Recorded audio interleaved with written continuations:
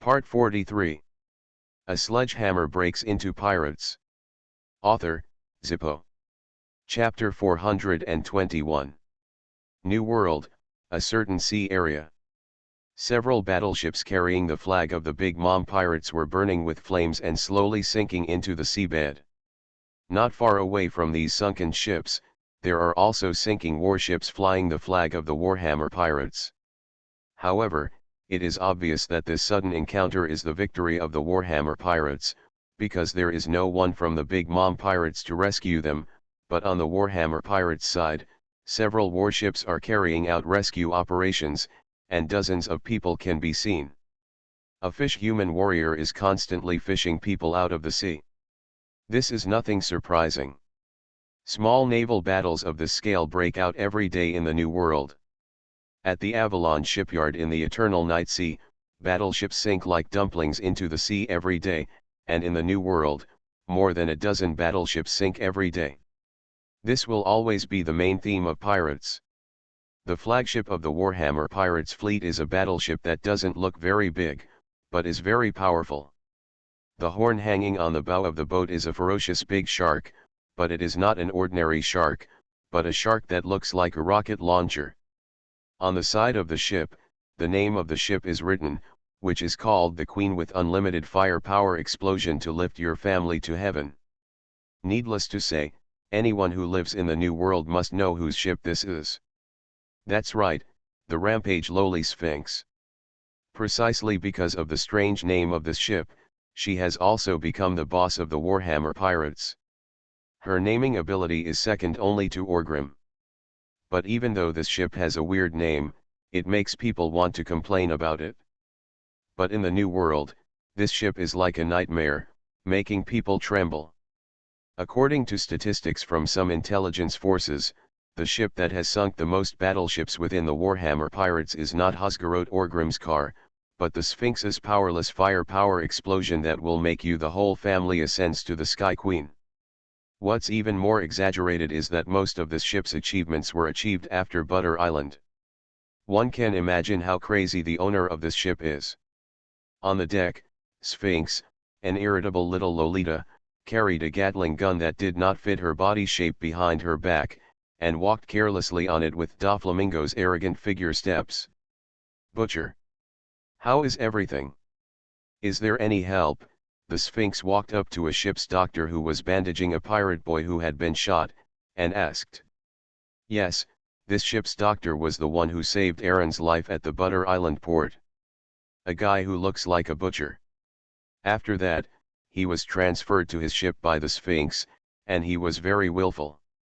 No matter what his original name was, the Sphinx just called him the Butcher. At first, the Butcher was very unhappy. I am a ship's doctor after all, right? The kind who saves lives and heals the wounded. What does calling him a butcher mean? He thought I was a pig butcher. But no one in the Warhammer pirates could control Sphinx's mouth, so over time, he also accepted his reputation as a butcher. Don't worry, eldest sister, this guy is lucky and can be saved, the butcher said. Then he finished the bandage in his hand and said to the assistant beside him quickly, send him to the medical room. The Sphinx nodded with satisfaction. At this moment, along the hemp rope ladder that was lowered to the sea, Aaron, a strong fishman and the pioneer warrior of Butter Island, climbed up with a fallen crew member on his shoulders. Come up. Aaron. How's it going? The Sphinx asked directly. Sister, this is the last one, the rescue is complete. Aaron smiled and said happily. Ha ha ha ha, very good, then we can hold a banquet. On the battlefield where we defeated the enemy, and before watching their corpses fall into the scenery of the seabed, we should hold a lively banquet, the Sphinx said excitedly after hearing this. Every time the Sphinx leads his men to sink the opponent's fleet, he likes to hold a banquet in this smoke-filled sea. Therefore, everyone is used to it. They didn't feel anything bad, and everyone cheered. Even the wounded looked very expectant. Pirates all live with their heads hanging on their belts, and on this vast sea, no one knows what will happen in the next moment. Therefore, every banquet may be the last banquet in life. And the Sphinx's banquet is also a farewell to those companions who were buried in the sea. On the deck, the chef was busy grilling barbecue. The strong pirates and the strong fishmen were as close as brothers. They were sitting arm in arm singing songs and drinking Binks's favorite wine. Let's have a high party together. Breathing freedom and evil, she seemed so bohemian. Sphinx had barbecue in her mouth. Unlike the other pirates, she preferred to drink juice. It's not that she didn't know how to drink. Although Sphinx she looks like a Lolita, but she is actually about the same age as Doflamingo. But she thinks that drinking will affect her accuracy, making it difficult to shoot the opponent's head off, so after trying it several times before, she doesn't like this kind of thing. Every time at a banquet, she will choose to drink juice. Sister, where shall we go next? Are you going to continue hunting down the Big Mom pirates fleet around here? The butcher asked, holding a wine glass in his hand. The Sphinx swallowed the roast meat in his mouth, then shook his head and said, No, I heard that Lucci and the others were going from Melview to Avalon. Come on, I can't wait to put an apple on his head. I went to see his new ability. It seems that he can discharge electricity. Did he learn it from Enel? Then let's go back to Avalon, the butcher asked with some expectation. After wandering and fighting on the sea for so long, for the people of the Warhammer Pirates, Avalon is the concern and hometown in their hearts. If possible, I really hope to die in the battle. After the sea, you can also return to Avalon. That's right, after I go back, I will ask for your credit and let you all join the Warhammer Pirates and become my direct subordinates, the Sphinx. Sphinx said with a smile. This time, it was a joint operation. The Avalon 1st Legion attacked together with various cotters.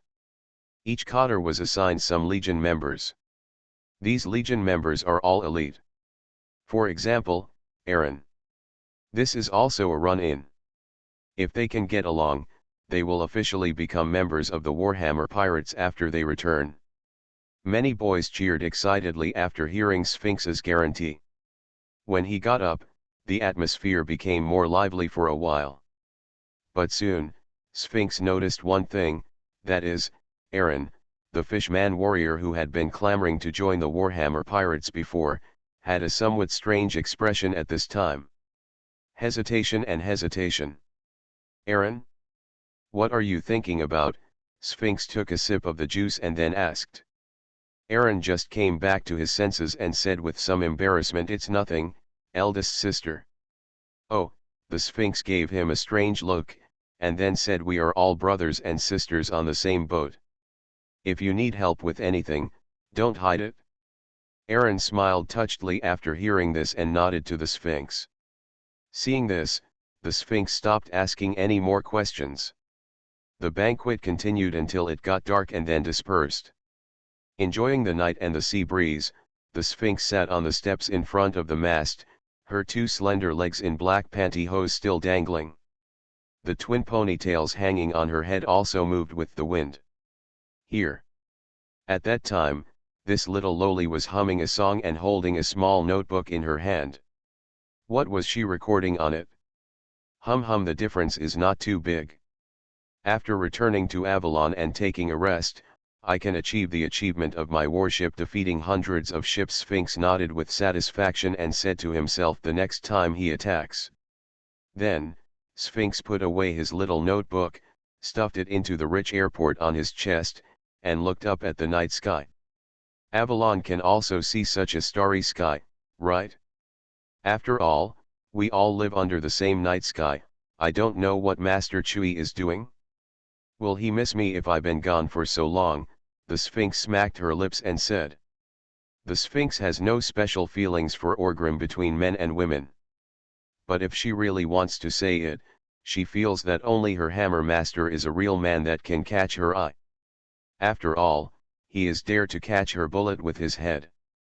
But it is obvious that Lord Hammer seems not interested in her, and Sphinx only thinks that Orgrim is a real man, and nothing else. Only occasionally, On such lonely nights, when she was bored and couldn't sleep, she would think of Orgrim. But it wasn't just Orgrim, she would also think of people like Enel, Lucci, and so on. Ha ha ha, maybe the Sphinx is born to be a philandering woman? It doesn't seem to be the case, because she just wants to put apples on their heads, that's all. When the Sphinx was blowing the sea breeze, behind her there was a sound of footsteps. Sphinx looked back and found that it was Aaron. Aaron? What's wrong? As I saw earlier, you felt something was wrong. Is there really something wrong? The Sphinx asked carelessly.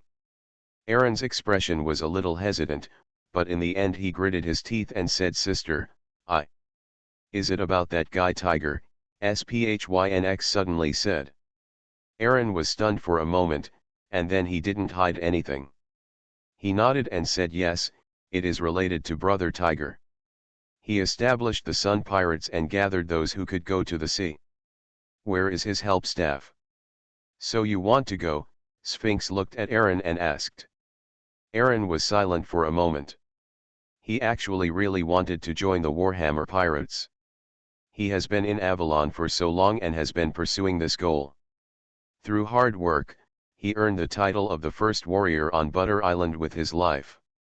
It can be said that with the Sphinx taking care of him, there is no problem for him to join the Warhammer Pirates.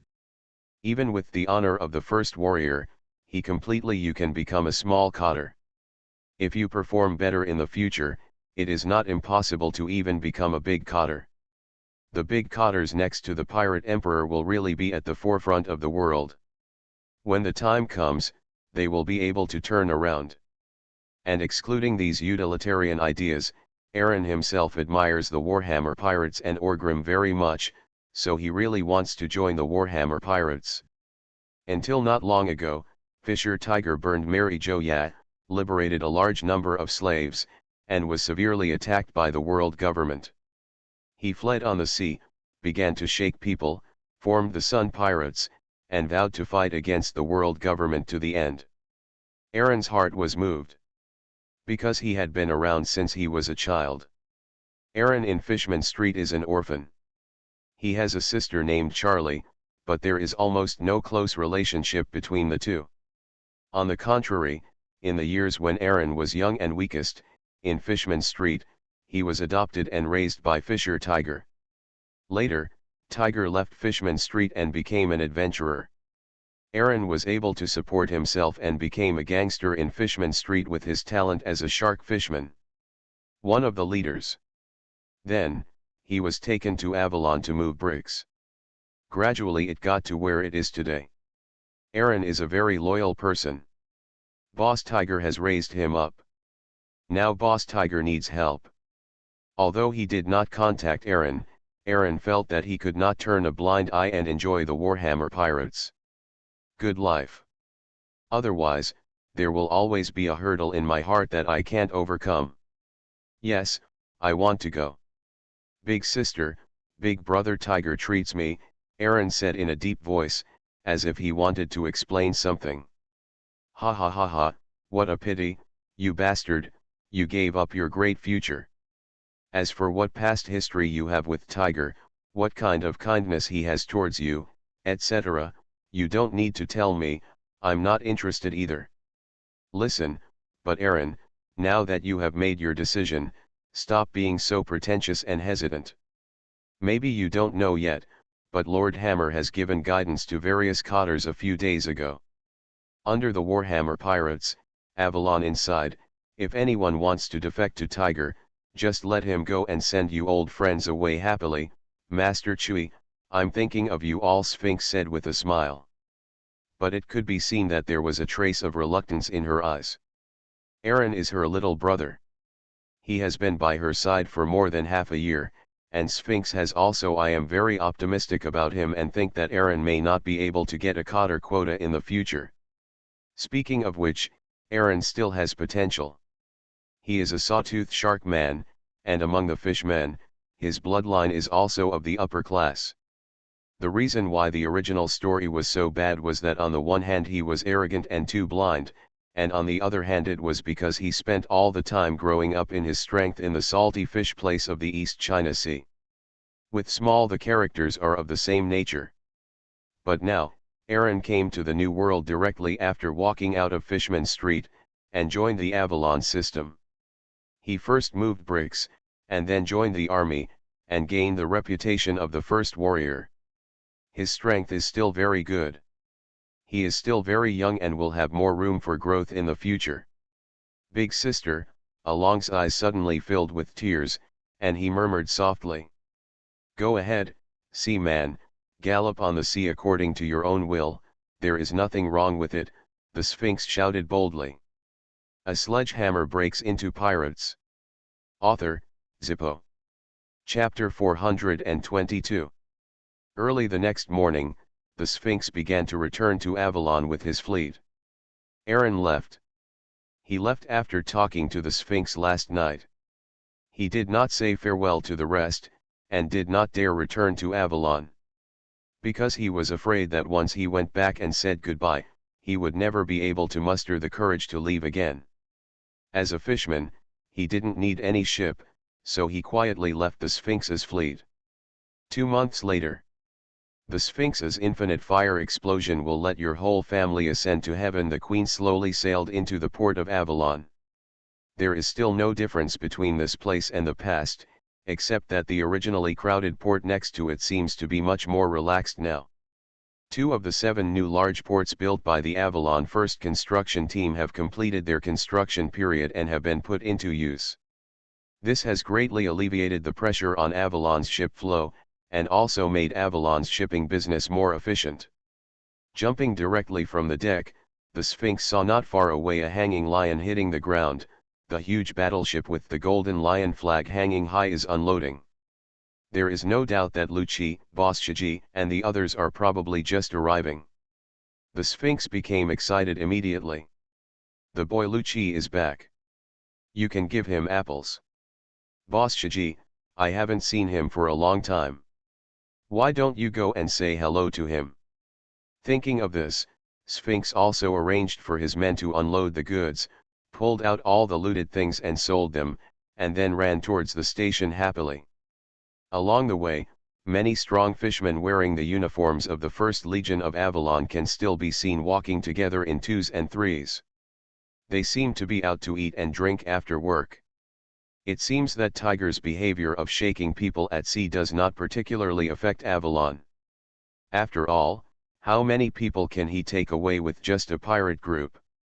However, Avalon did have some elite fishermen who left here.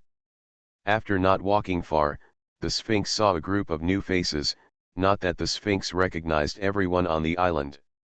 It's that these guys are dressed differently, the same military uniforms, but different from the logo of the First Legion of Avalon. The uniform of the First Legion of Avalon will have a flaming warhammer embroidered on the chest. But the group of strong men walking together, chatting and laughing in front of them were wearing military uniforms and had a narwhal embroidered on their chests. Second Corps? Unexpectedly, it has actually been formed, Sphinx thought in her heart. When she left Avalon, the plan to form the Avalon Second Army had been implemented, but how it would unfold next, Sphinx didn't know. Now, if you look at it, it should have initially formed a scale, right? I just don't know how the combat effectiveness is. Is it as ferocious as the First Legion? When you walk near the headquarters of the Warhammer Pirates, you can see black-robed pickets wearing black robes. The team members were patrolling here. After they saw the Sphinx, they would stop and salute. The Sphinx did not talk to them and walked in. Not far away, they saw a strong one-eyed man walked out with a machete hanging on his waist. As soon as the one-eyed dragon saw the Sphinx, he greeted with a surprised expression, "Sphinx, you are back." "Hots," the Sphinx laughed and walked up, reaching out and patting the one-eyed dragon on the shoulder. "Yes, this is the second in command of the black-robed pickets, Galdi Hodes.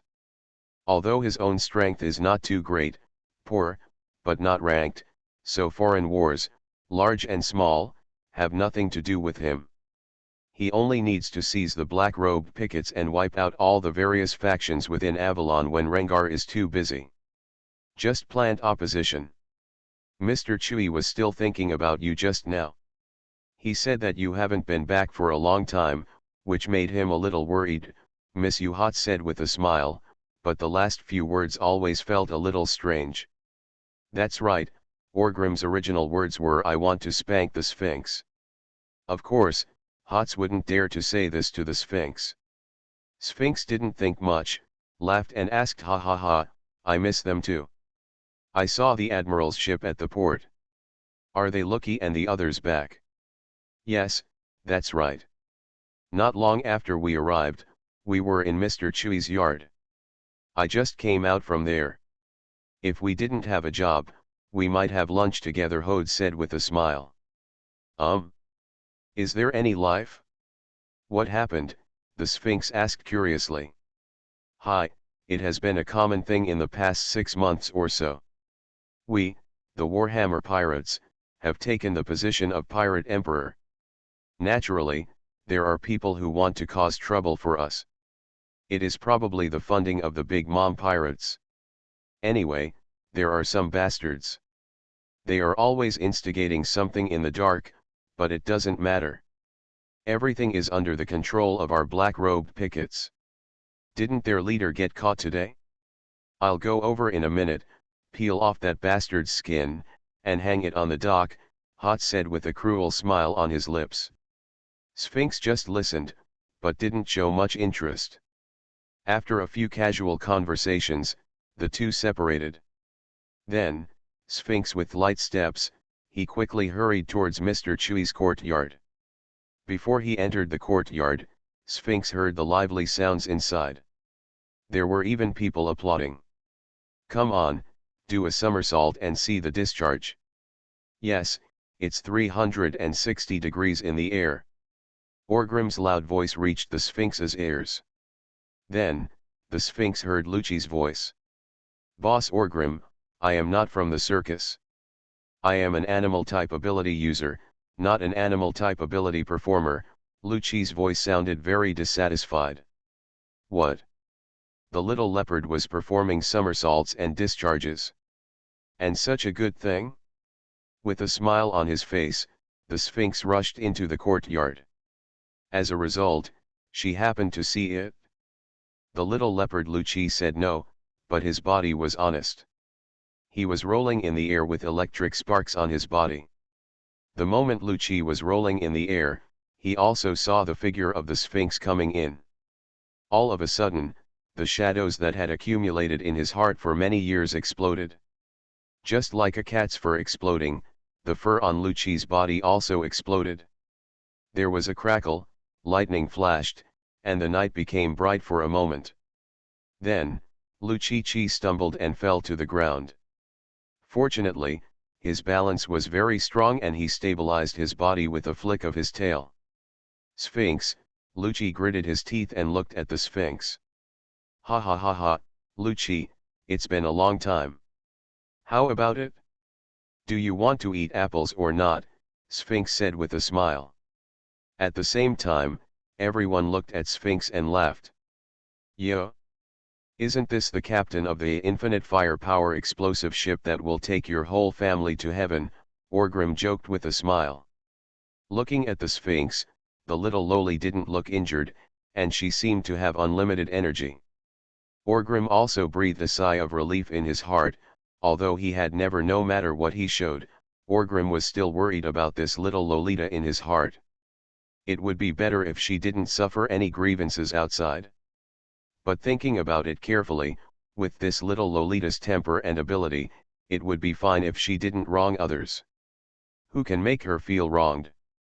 Hey, Mr. Hammer, I will soon achieve the achievement of killing 100 battleships, but your black narwhal can't do it, the Sphinx said in a rude manner. As soon as he finished speaking, before Orgrim could speak, the Sphinx rushed towards Neiman's strong figure, and grabbed Neiman's body with both hands. Like an octopus, it wrapped around me. Neiman, I miss you so much. Let's sleep together tonight, the Sphinx rubbed Neiman's cheek affectionately with her head. Neiman also stretched out her hand to lift the Sphinx off her body in a funny way, and said, I know, I know.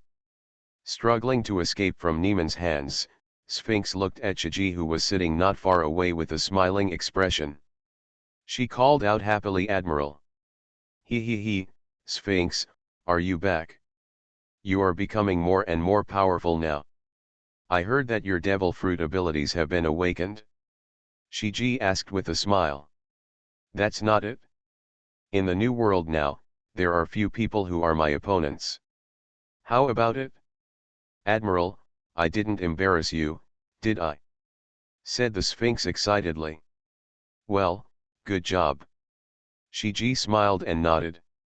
At this moment, the door in the courtyard was opened, and then she was wearing an exquisite dress, a small waistcoat hanging on her shoulders, and a certain white hat. She had a good figure. The beautiful and generous Queen Stussy walked out of the house. She was still holding her son and dressed in her arms.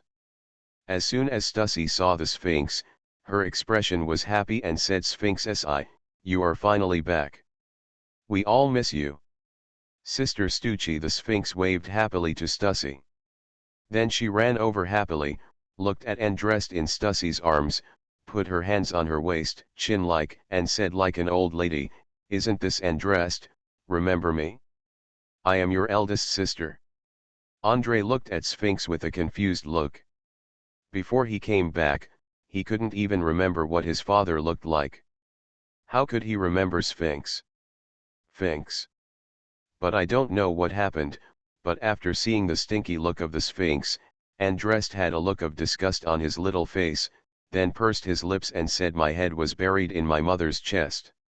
Hello. What do you mean, little guy?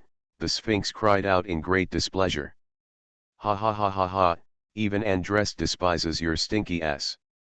Orgrim laughed. Just when everyone was chatting and bragging, Beckman and Plank walked in with a smile. Are you all here?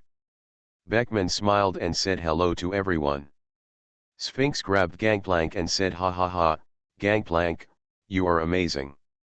The bounty has reached 500 million Baileys in one go. Well, if I hadn't been in the limelight this time, I would have been surpassed by you. Ha ha ha, maybe I can really surpass you in the future? Plank joked with a smile. But Orgrim looked at Beckman, frowned slightly, and asked, what happened? That's right.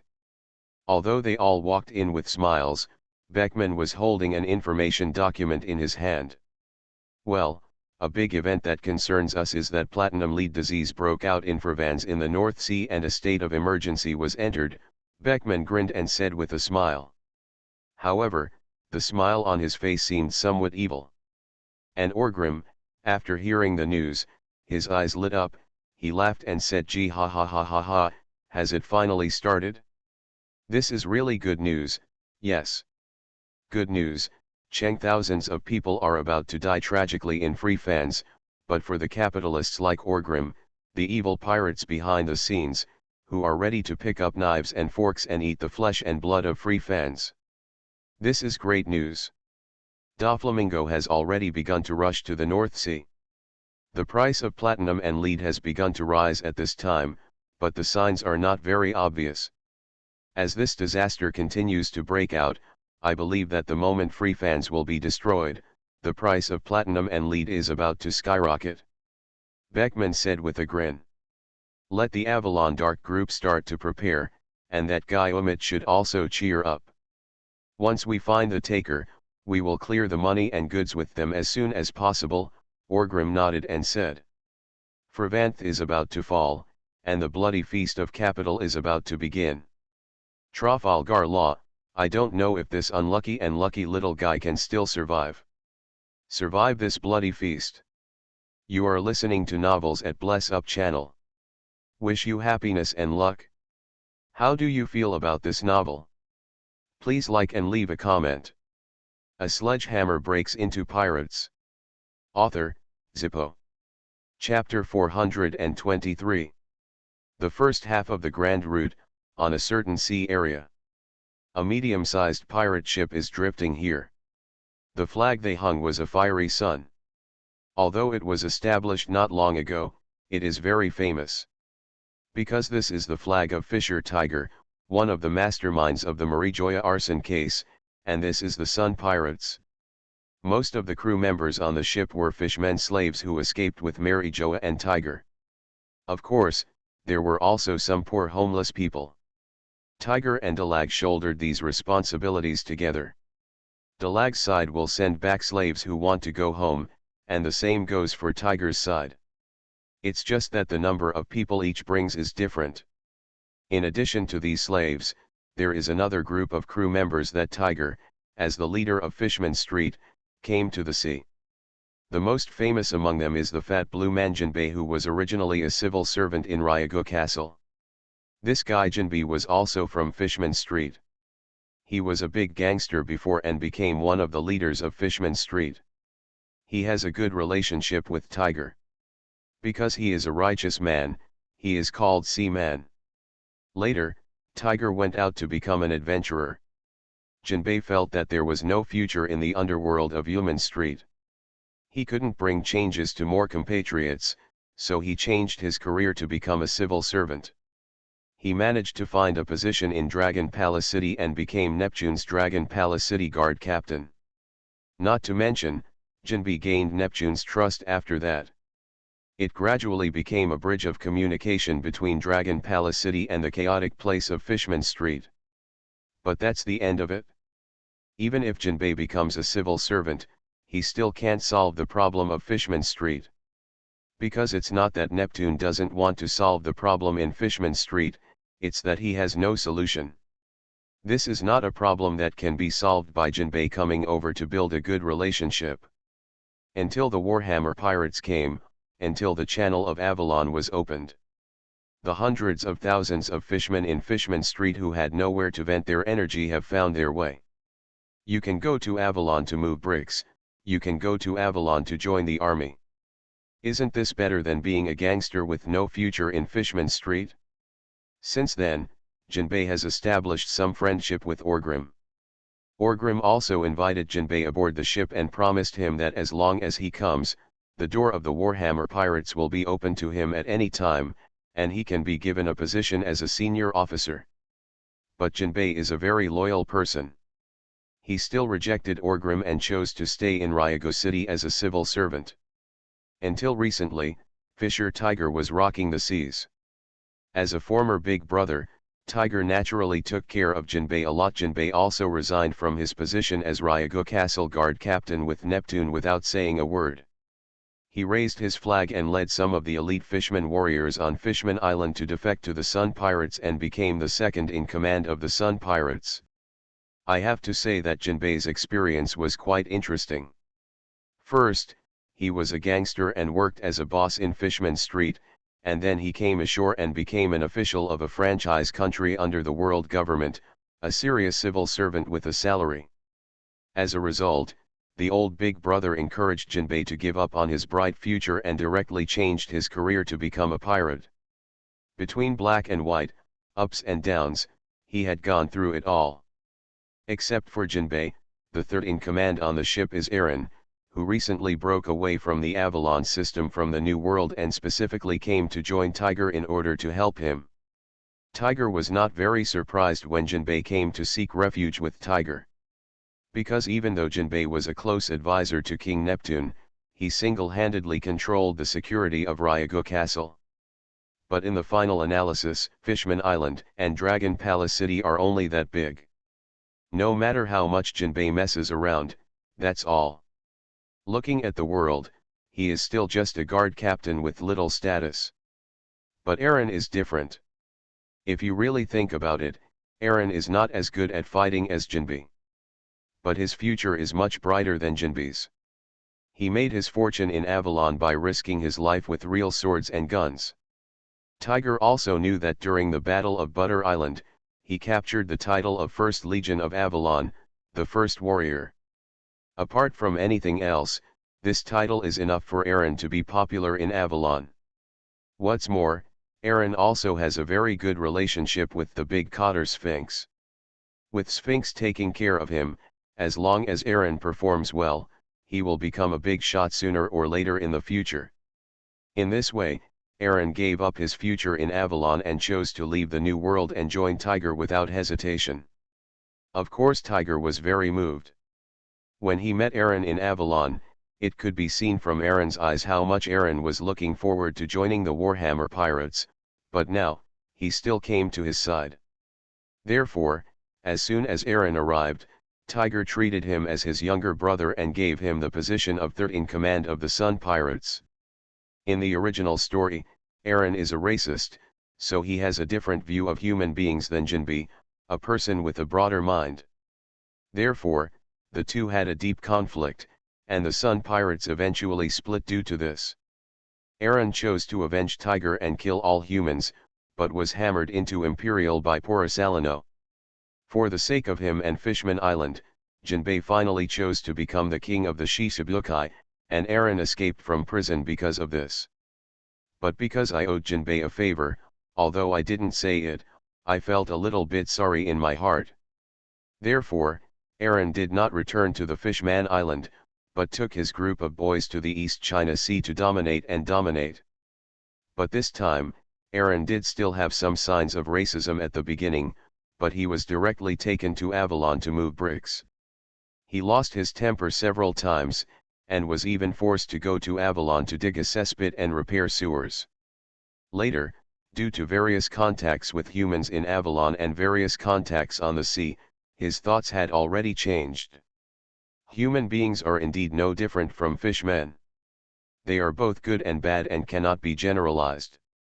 Therefore, after Aaron came here, he did not have any conflicts with Jinbei. The two sides even had a very good relationship, and the two brothers seemed to be good friends.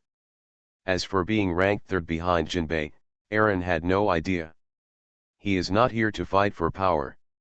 If he wants to be a boss, wouldn't it be good for me to just stay in the Warhammer Pirates? Why come to the Sun Pirates to be a chicken head? Therefore, with no differences in interests or ideas, there is no sign of a split within the Sun Pirates. On the contrary, they are very united. Sitting on the deck basking in the sun, Jinbei, the fat blue man, was holding a newspaper in his hand. While reading, he complained a large-scale platinum lead disease broke out in Provence in the North Sea. This thing seems to be contagious. The three surrounding countries have all sealed their borders, and there seems to be what other plans do you have? There is no one on our ship who is going to free Fans, right? Tiger asked. No, Boss Tiger, Aaron responded with a smile. Then, Aaron said with some displeasure, these bastards in the Navy, free Fans want so many people to die, they don't care. We send these poor slaves away when we got home, they didn't let us go and chased us for so long. Ha ha ha, do you really think the Navy is a righteous person? Aren't you subject to the world government? Jinbei said with a smile. Ha ha ha ha ha, that's not true. Anyway, I don't have a good impression of the Navy. Aaron laughed and said. Haki, who was grilling takoyaki on the side, suddenly asked excitedly, Brother Aaron, I heard that you are also a powerful person in Avalon and in the Warhammer Pirates. What about the characters?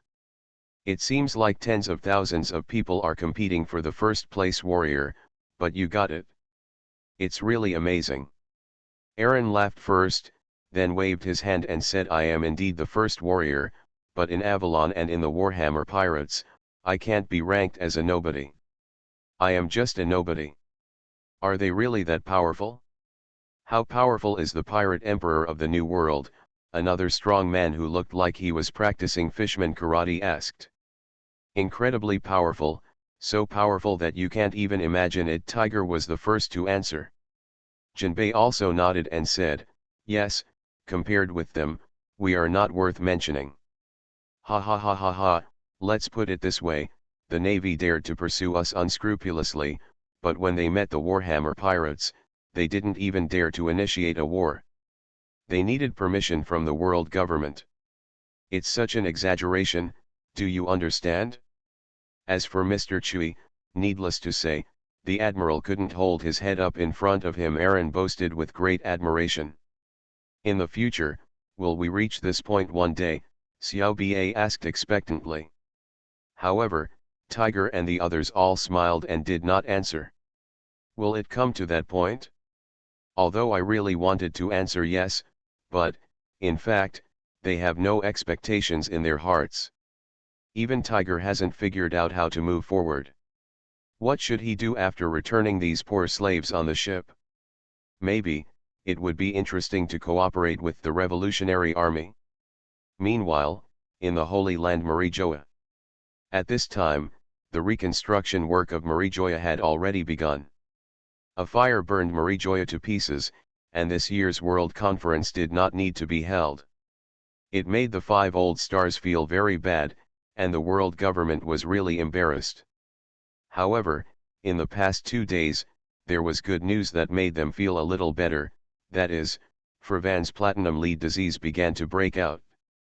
Because of the occurrence of this incident, the platinum and lead market has begun to fluctuate. Speculators with keen sense of smell seem to have noticed what will happen here.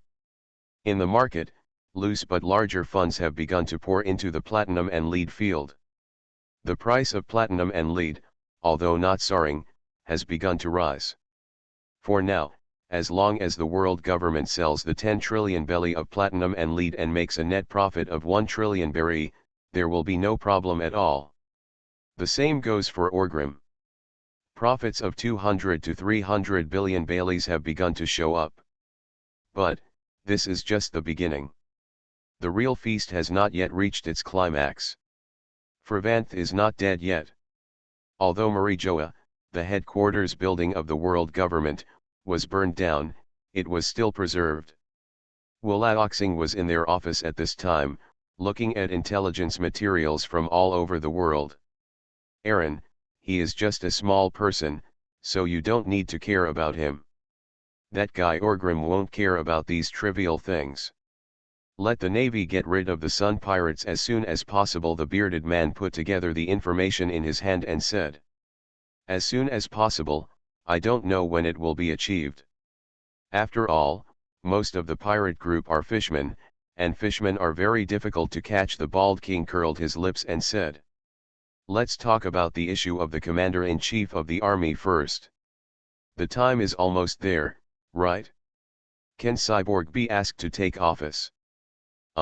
After the matter of Fravans is settled, let Cyborg take up the position of commander-in-chief of the entire army and the position of marshal of the navy, just the warring states period, but the 3 admirals need to be filled, and Marineford needs to come up with a charter. The blonde man thought for a while and then said.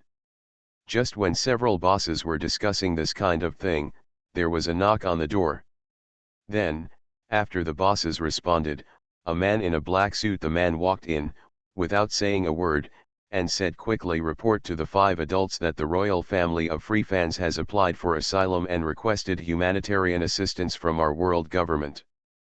The 5 old stars looked at each other, and then the bald king said, accept the royal family's asylum application, send the navy to escort the royal family to Marijoa, and as for humanitarian assistance, coordinate with the 3 countries surrounding Freefans to see what their opinion.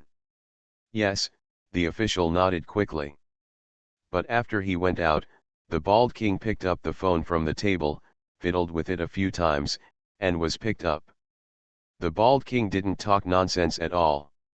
Said directly in a deep voice, be prepared to take action, incite public opinion and emotions in the 3 countries surrounding Freefans, and completely destroy Freefans. Yes, the phone bug responded quickly. A sledgehammer breaks into pirates. Author, Zippo. Chapter 424. Blood and fire, everywhere you look, is a cruel scene like hell. The young Trafalgar Law crawled out from the pile of corpses. Looking at everything imprinted in his eyes, he was stunned and speechless. 2 days ago, his parents, who were doctors, were shot dead in the hospital by armies from 3 neighboring countries. Lugo fled to the monastery with his sister Lamy. The nun told him that there is no despair in the world, and the light of salvation full of compassion will surely come to us. Young Lugo, with no one to rely on, could only choose to believe these words. Then the army soldiers told the nuns that they could let the children go and let them leave Friefan's country. The nun took Lugo, her sister Lamy and others and quickly headed towards the border. But when we reached the border, we were not greeted with hope and light, but the dark muzzle. There was no conversation, and even those people did not dare to let themselves and others get close. The roaring gunshots rang in Lugo's ears, and the world became dark and bloody.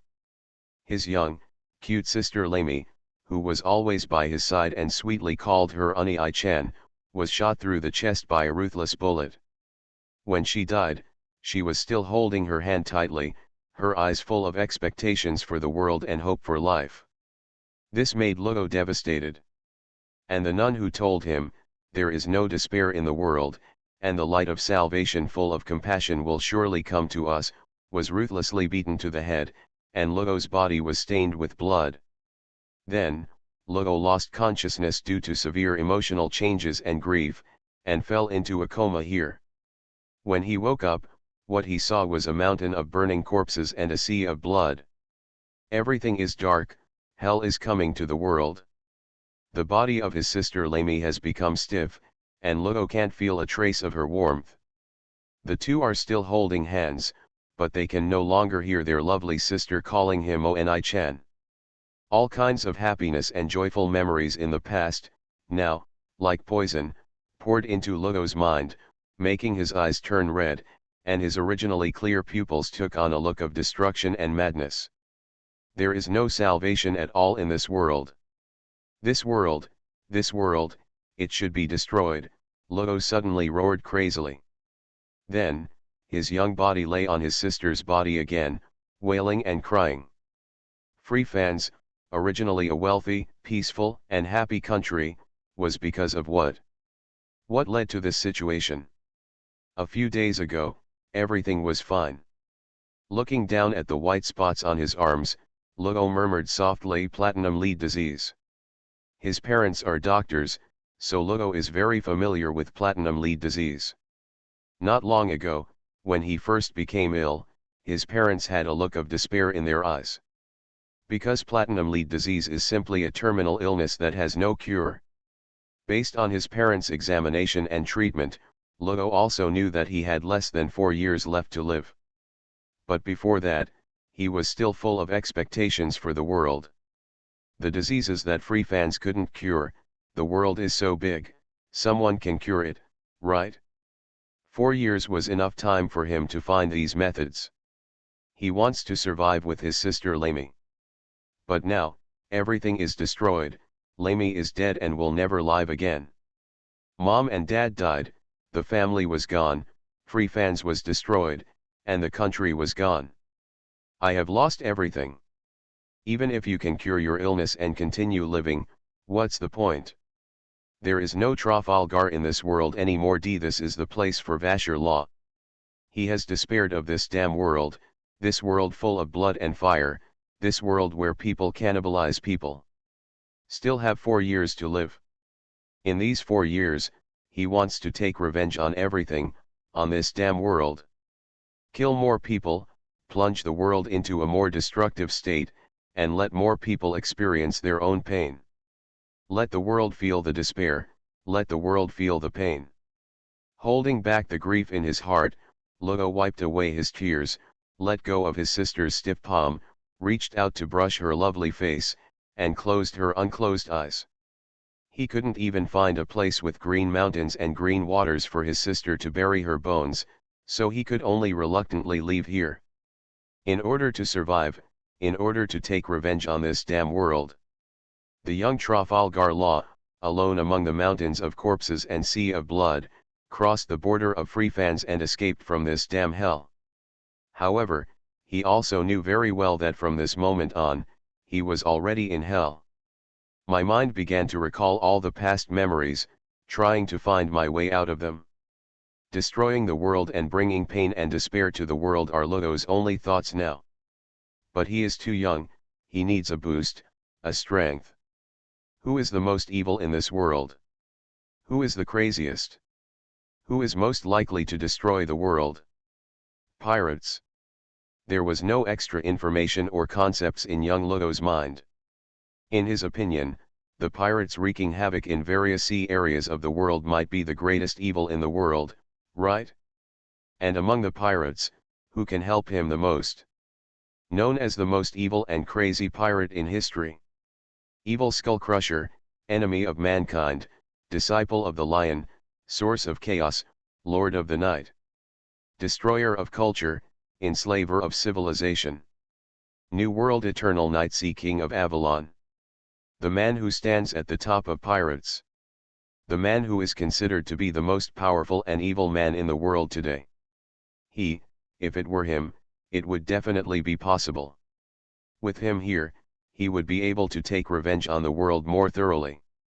In the remaining 4 years of my life, I, Trafalgar Law, will kill more people. Let this world feel pain.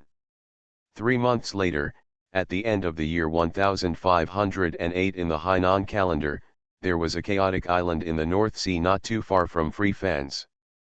In the residence of the Don Quixote family, Doflamingo was holding a phone bug in his hand and talking to the other side. Listening to the voice, it seems that they are arranging to continue to speculate on high platinum and lead prices. Free Fans was completely wiped out 2 months ago. The 3 countries surrounding Frevant did not provide humanitarian assistance there as instructed by the world government. On the contrary, it is not just some force that is inciting. In short, the people of the 3 countries are full of fear of the platinum lead disease in neighboring Free Fans. Most people agree that the disease is extremely contagious. Due to domestic pressure, or because of some evil plan, the 3 neighboring countries launched a bloody military operation to suppress Free Fans. The 4 Kingdoms War broke out. The flight of the royal family and the troubles caused by platinum lead disease left Freefan's army without any resistance at all. This country, in this darkness and blood, was completely destroyed. Due to rumors that platinum lead disease is contagious, it seems that no one in the entire country has survived. Even Doflamingo had foreseen that Free Fans would have a very tragic end. But when the ending of this cruel story came to light, Doflamingo still felt a little emotional. But after the regret, he cheered up again. The governments of this world are too lazy to care about Frevantha's life and death. What do I, a pirate like Doflamingo, do with such indifference? The most important thing is to seize the time and make a lot of money. Just as Doflamingo expected, the world government began to take over. Although speculators from all walks of life entered the market late, they still came in an endless stream. A large number of buyers began to accumulate platinum lead, causing the price of platinum and lead to continue to soar. Almost every half month, the price of platinum and lead can double. Nowadays, if all the 2.5 trillion belly of platinum and lead held by the Avalon Dark Group were sold at market prices, it would be able to exit with a total of 8 trillion berry with profits. However, this is still not the highest price. The world government's 10 trillion belly haven't taken action yet. As the largest bookmaker, only the world government has the real first-hand information and market. However, as Frevant's Capital Alliance this time, Doflamingo has always maintained contact with the world government. In order to maximize their interests, both parties will sell off the platinum and lead in their hands at the same time. By then, maybe 2,500 billion belly will be worth 1,340 billion berry. It's a bloody profit. This business is so big that Doflamingo doesn't even care about the dress rosa of the raiders. He puts his plans on hold and sits in behind himself as a front-line trader. Continue to create a hot market atmosphere. We must make people confident in the value of platinum lead. Don't worry, Bumit, the world government holds 10 trillion bellies worth of platinum lead. Well, they will not let the market collapse, because if it collapses now, their losses will not only be 10 trillion, but even hundreds of billions. Do you know what this concept is? Even the world government will go crazy because of this, Doflamingo said to the phone bug. Afterwards, Wilmot responded a few more words, and the two chatted casually. At this moment, an explosion suddenly occurred outside Doflamingo's station, and a plume of gunpowder smoke rose up. Doflamingo frowned slightly and said to the phone bug, I seem to have a little trouble here, so I won't tell you more. I will contact you when there is new information. Say hello to Mr. Hammer for me. After saying that, Doflamingo hung up the phone. After a while, Diamandi came in from the door, with a strange expression on his face, and said, Dover, there is a kid outside who wants to see you. Imp, Doflamingo was stunned for a moment, his brows furrowed slightly, and he was a little confused. He seems to be a survivor of Provence. I think he contracted platinum lead disease, Diamandi said. Fura, Frevantha's Hellbringer? That's really interesting. Could it be that you're here to take revenge on me? No, I'm just doing business, Doflamingo smiled evilly. As a pirate, although he and Orgrim ate the flesh and blood of Freefans to strengthen himself, if it really counts as hatred, it really cannot be counted against them.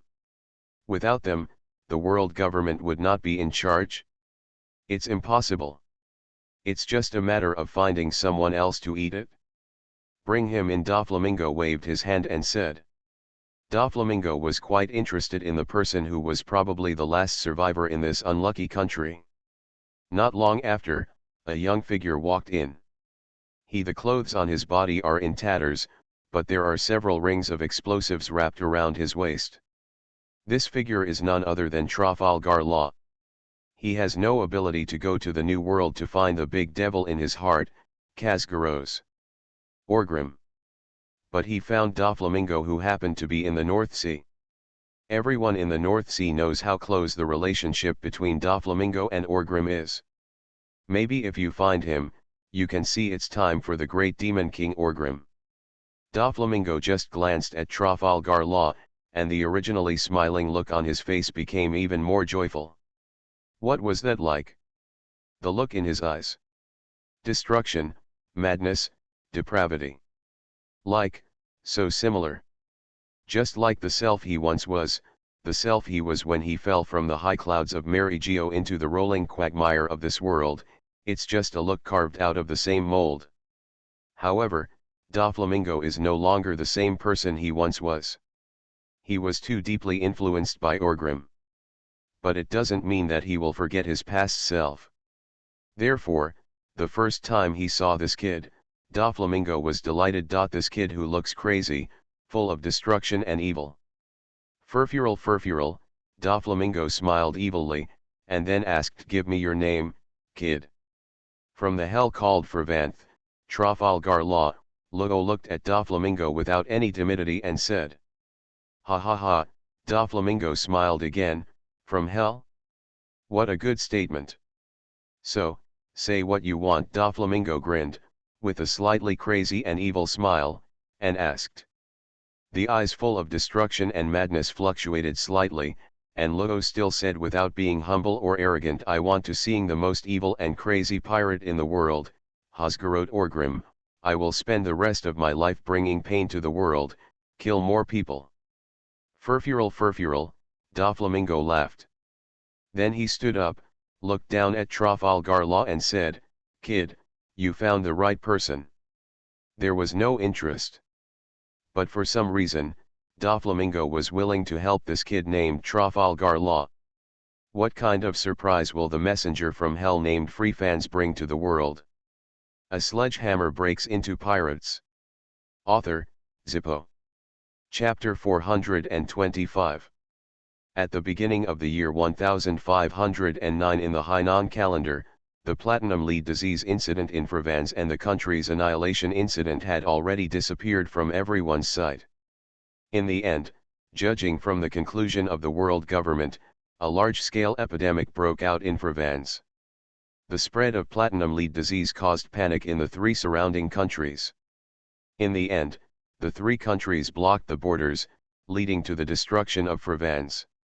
This matter is over. The destruction of a country will not bring any huge waves. It can even be said that several countries around the world go bankrupt every year. In recent years, With the involvement of the Revolutionary Army, this number has even soared. The only difference between free fans is that they were once so rich. And secretly, things about free fans are reaching their final climax. The price of platinum and lead has increased more than 10 times. This is a bloody feast for capital. But now, the big guys at the market have begun to close the market, and are preparing to clear out all the platinum and lead whose prices have been inflated to such a terrifying level, and hand them over to the remaining takers. As we all know, when a product is in short supply and everyone is buying it, the price of the product will inevitably continue to rise based on market demand. And when everyone starts to clear their warehouses and dump their goods, the price of the goods will inevitably fall quickly. However, there is a time difference here. The dealer's large-scale liquidation is due to this time difference. At the moment when no one could react, they threw out all the goods in their hands in one breath. Those who buy the goods are the so-called leaks and receivers. Now, the world government and the Avalon Dark Group have begun to join forces to dump goods. Both companies started clearing out their inventory at almost the same time. However, at present, the market prices are still rising, and there is even a small climax as the two companies sell their goods. But as huge reserves of platinum and lead began to pour into the market, someone will soon realize that this is an avalanche effect.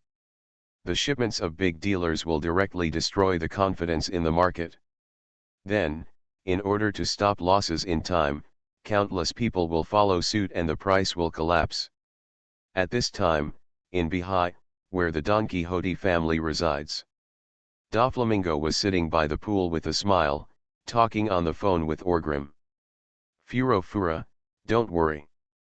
Although the market price has reached a small peak again, none of us can eat this small peak. This is poison bait left for those who take over the warehouse. It will last for up to 3 days, platinum and lead. The price will plummet, and we will be able to clear out the last batch of goods tomorrow. We will make a lot of money from this flesh and blood feast of free fans, Doflamingo said to the phone bug. Gee ha ha ha ha ha, Orgrim laughed at first. Then he said, how many Baileys can you expect to earn?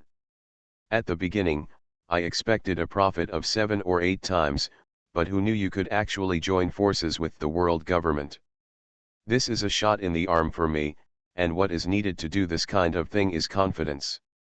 We can do it in the best possible way. I exited the market at the right time and naturally made the most profit.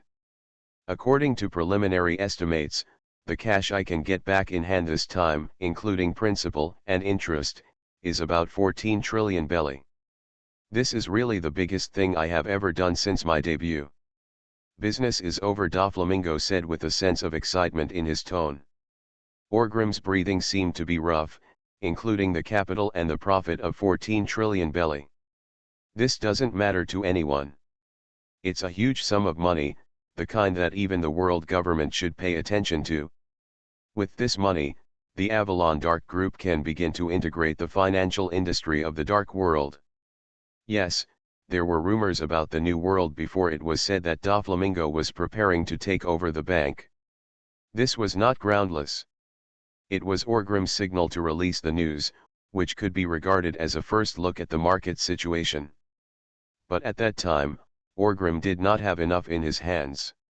Once the bank is opened, if someone wants to cause trouble with him, or a run occurs, and Orgrim does not have enough cash, then the bank's reputation will be ruined.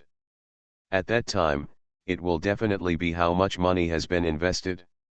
How much money will be lost. But if there are more than 10 trillion belly as the base, Orgrim will be very confident. The dark world is a mixed bag, with various businesses. But it does lack a unified financial structure. Orgrim Mu plans to build Avalon into the holy land of the dark world.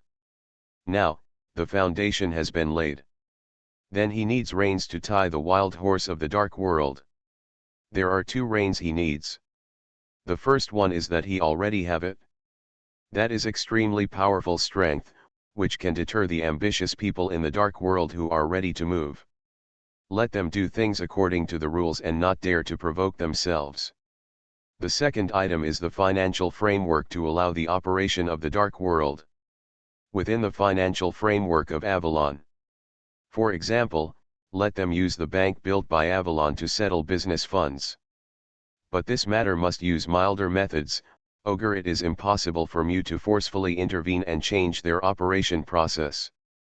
Because even if it succeeds, sooner or later it will be counterattacked. And if we give them a stable foundation that can be used in a real sense, then there is no need to say more. The reins are secure. These two reins are complementary to each other. Use force to ensure the rules, and use finance to form the rules. Once achieved, Avalon will inevitably step onto a new level and from then on, become the leader of the world. Dark, the holy land of the dark world. So Orgrim attaches great importance to the construction of this bank. Now that he has money in his hand, he is ready to start working on this matter. After you get the cash here, you can take action on the Avalon Dark Investment Bank. I want to see how many people are waiting to trick me here, Orgrim said with an evil smile on his lips. Phew, there will be no shortage of it, the capital is so terrifying, but no problem, with so much cash in hand, no matter how hard they spend on sniping, it will be in vain. Doflamingo also smiled evilly and said. After arranging the matter a little, Orgrim said with some emotion, we entered the market with 2,500 billion belly, and we still made so much. The entrance of the world government of 10 trillion belly, this time, they took back hundreds of billions of bellies with profits, right? Of course, they are the real big bookmakers. Look, the entire Bihai will bear an extremely heavy price for this. Countless people will go bankrupt because of this. The number of people who will die in the future may not be more than free fans. Less tragedy, Doflamingo said with an evil smile. Most of the participants in Frevantha's capital feast were capital from the North Sea. Once these capitals are blood-bathed by the world government and Orgrim, the entire North Sea will definitely be destroyed in the next few years. It is the direction of economic collapse. I have to say that the heart of the world government is really dark. Orgrim is a pirate, and he has no scruples in doing this. But there are many countries that are members of the world government in the North Sea. They are probably going to be washed away by the world government. If they don't want to collapse the country in this kind of economic collapse, they must get closer to the world government. It is best to get investment from the world government to stimulate the economy. From this, we can see how dark the methods of the 5 old stars are, and how powerful they are at the same time. Taking advantage of the Free Fans incident, they laundered Bihai's capital and collected all Bihai's large amounts of cash into the pockets of the world government. Then, it forced the situation in the North Sea to turmoil, triggering a sense of crisis in all countries. Then again waving banknotes and Bailey entered the market, buying at low prices, and tying the interests of all countries more deeply to the ship of the world government. On the giant ship. Perhaps after this wave passes, many pillar industries in various countries in the North Sea will be renamed and become industries of the world government. After this set of procedures, first make money from the North Sea, and then spend the money from the North Sea, and you will be a white wolf with nothing.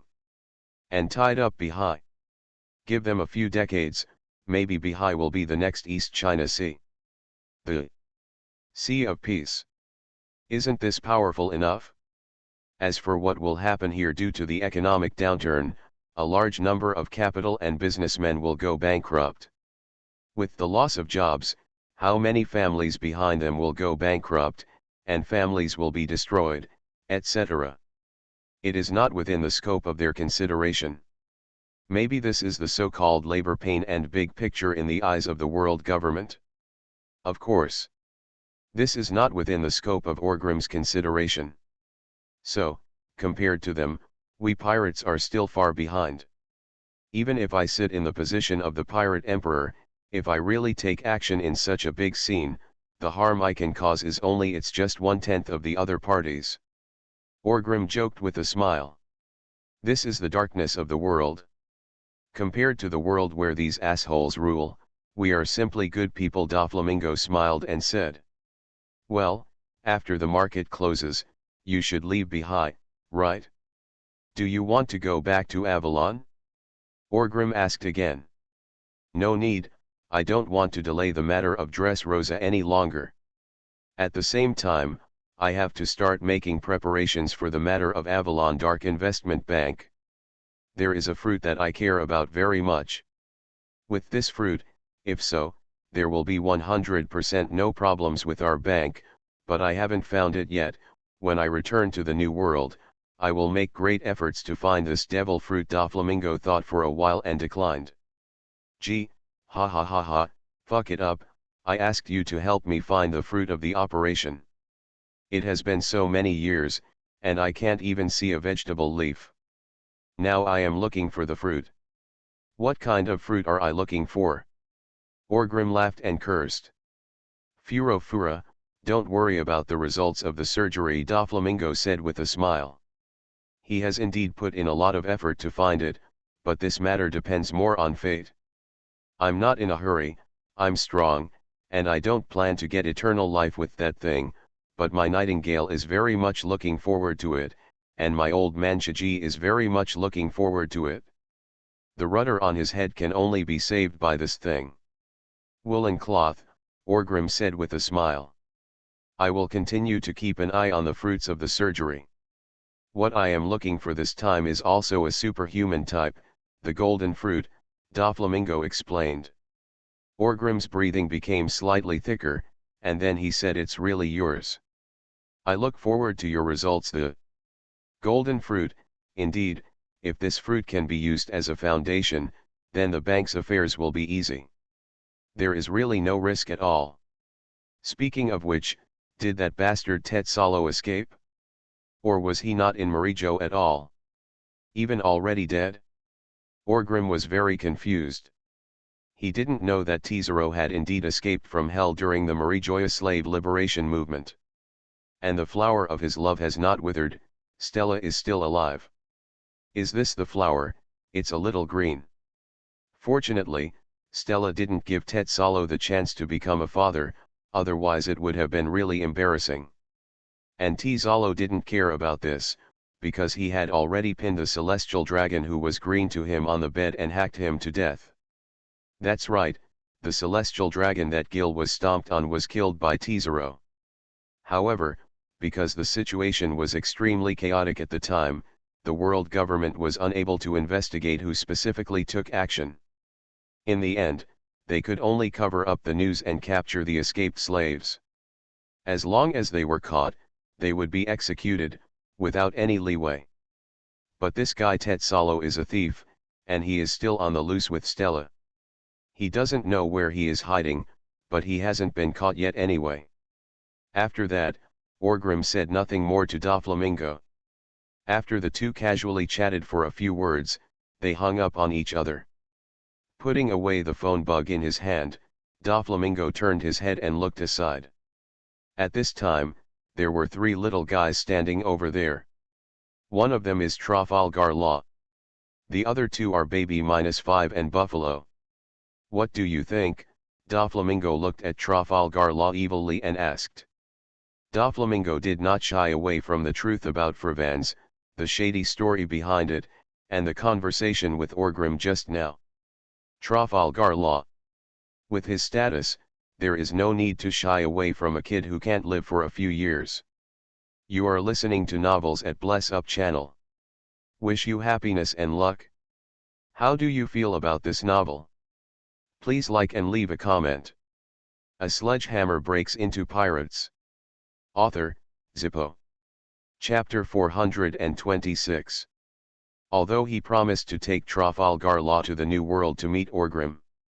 But Doflamingo didn't promise a specific time.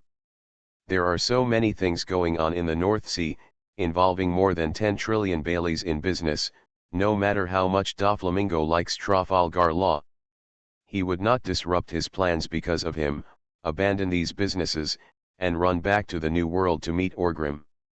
Unless he's mentally ill. But it's clear that Doflamingo doesn't have an incurable disease like brain disease. Trafalgar Law also joined the Don Quixote family first. Doflamingo has been adopting orphans and training them over the years. Among them, the three little guys who were able to persevere in the end were Trafalgar Law, Baby -5 and Buffalo. As for why he stayed in the North Sea, Doflamingo never hid it from Trafalgar Law from the beginning. Now that things were coming to an end, he also wanted to hear what the last orphan of Provence had to say about everything they did in Provence. It's a kind of bad taste. The boy Lugo's eyes were still so cold, full of numbness of destruction and madness. After hearing Doflamingo's inquiry, he didn't have any special reaction, but said, "Do you need any thoughts? Phew, the person you are looking for is actually one of the driving forces behind the destruction of free fans. Doesn't this make you feel disappointed and hateful?" Doflamingo asked with an evil smile. Lugo's eyes did not waver at all, and he said very calmly, "On the contrary, it should be said that I am more excited.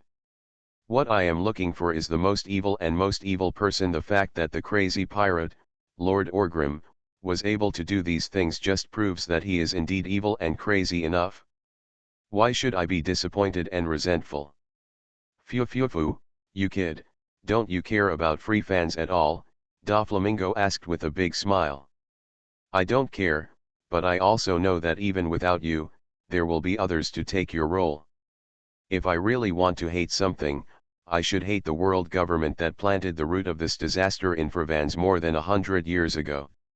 "That's right, of course, you and Lord Orgrim can be ranked second," Trafalgar Law still said calmly. He told Doflamingo unabashedly that if he really had any hatred ranking in his heart, then Orgrim and him would be ranked at the most. "That's the second one." But before Doflamingo could say anything else, Trafalgar Law's eyes finally changed, and he said slightly dimly, "But, I don't have a few years left to live. All this hatred is meaningless. In comparison, I look forward to killing more people and letting more people feel the pain." Lugo felt that if he could live a few more years, he might be able to consider the issue of hatred and find ways to take revenge. But now, he has nothing to live for, and the world is generally dark. Why bother to distinguish the hatred between Reem, Doflamingo, and the world against him? Why bother to seek revenge specifically? As long as he regards the world as a whole and takes revenge, it is enough. On the contrary, during this period, he hopes to obtaining these evil powers will then bring greater disasters. Doflamingo became even more interested in this kid who was full of thoughts of destruction. He smiled and said, "Lugo, go get ready, let's go back New World." Lugo raised his head, looked at Doflamingo and asked, "What are you going to do?" Foo, just like destroying your hometown Provence, we are going to destroy a new country called Dressrosa. How about it? Are you interested?" Doflamingo asked with a smile. A crazy smile finally appeared on Lugo's cold face, and his eyes were very gloomy as he said, "Of course I am interested. I have been looking forward to it for a long time." At this moment, outside the swimming pool courtyard, a figure who was very similar to Doflamingo, but more flashy, walked in. It was Rocinante. After he came in, he saw Rocinante at first sight. The boy then frowned slightly, but since Doflamingo was there, he didn't say anything. He just nodded to Doflamingo and prepared to walk into the room. Doflamingo spoke. Said Corazon, "Pack your things, we are ready to return to the New World." Rocinante paused for a moment, feeling agitated in his heart, but he still calmly nodded to Doflamingo. "If we return to the New World, according to the Don Quixote family's plan, Doflamingo should take action against Dressrosa, right? I have to tell Mr. Waring States about this," Rocinante thought in his heart. But soon, he felt some regret and despair in his heart. Because he knew that as long as the world government is not willing to fall out with that Kajgro Orgrim, the Navy will not take the initiative. Destroy Doflamingo's plan. This is a dead end. And in the past few months, everything that happened in the North Sea and in Provence has once again bombarded Rosinandi's worldview. What happened in Provence? Such a big thing happened, and the whole country was dead, but the world government and the navy did not move at all. Not to mention rescue, the world government also played a vital role in promoting the situation. It can almost be said that the destruction of the world is a drama initiated by the world government.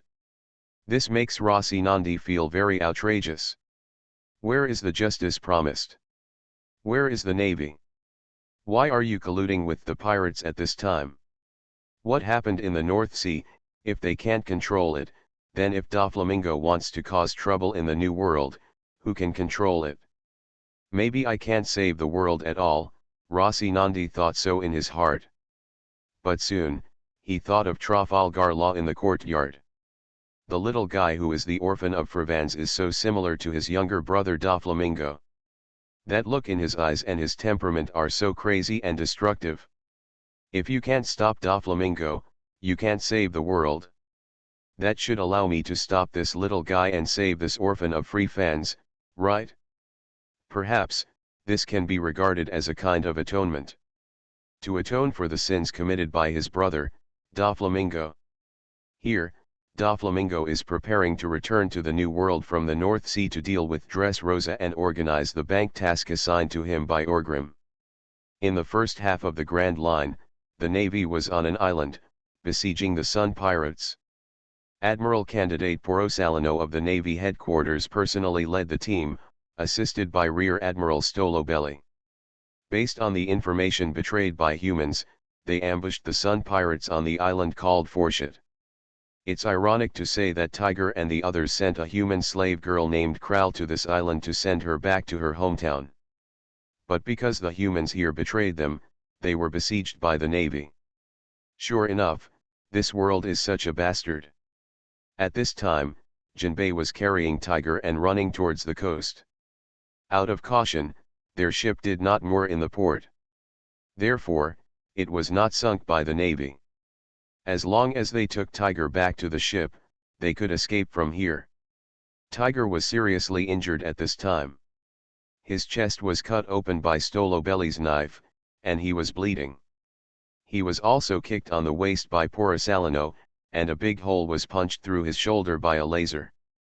If he hadn't been strong, most people would have died long ago if they suffered such an injury. Boss Tiger, hold on, Jinbei encouraged Tiger while running on his back. Jinbei, Aaron, Tiger said in a very weak tone. Aaron is very powerful, nothing will happen to him. Although Jinbei was grieving in his heart, he could only encourage Tiger in this way. At this moment, in the distance behind him, golden light shone in the air, and Porosalino's figure flew there, with a dazzling light hanging in his hand. Not good, Jinbei was shocked and hugged Tiger from his back to his chest. Just when he thought he was going to be hit by the golden light, suddenly a shark figure shot towards Porosalino like a sharp arrow. Stop it, damn navy, Aaron shouted violently, and the serrated sword in his hand was armed and domineering, and he slashed at Porosalino. At this time, Aaron also looked very miserable, with a knife edge hanging on his body, and he was also bleeding profusely.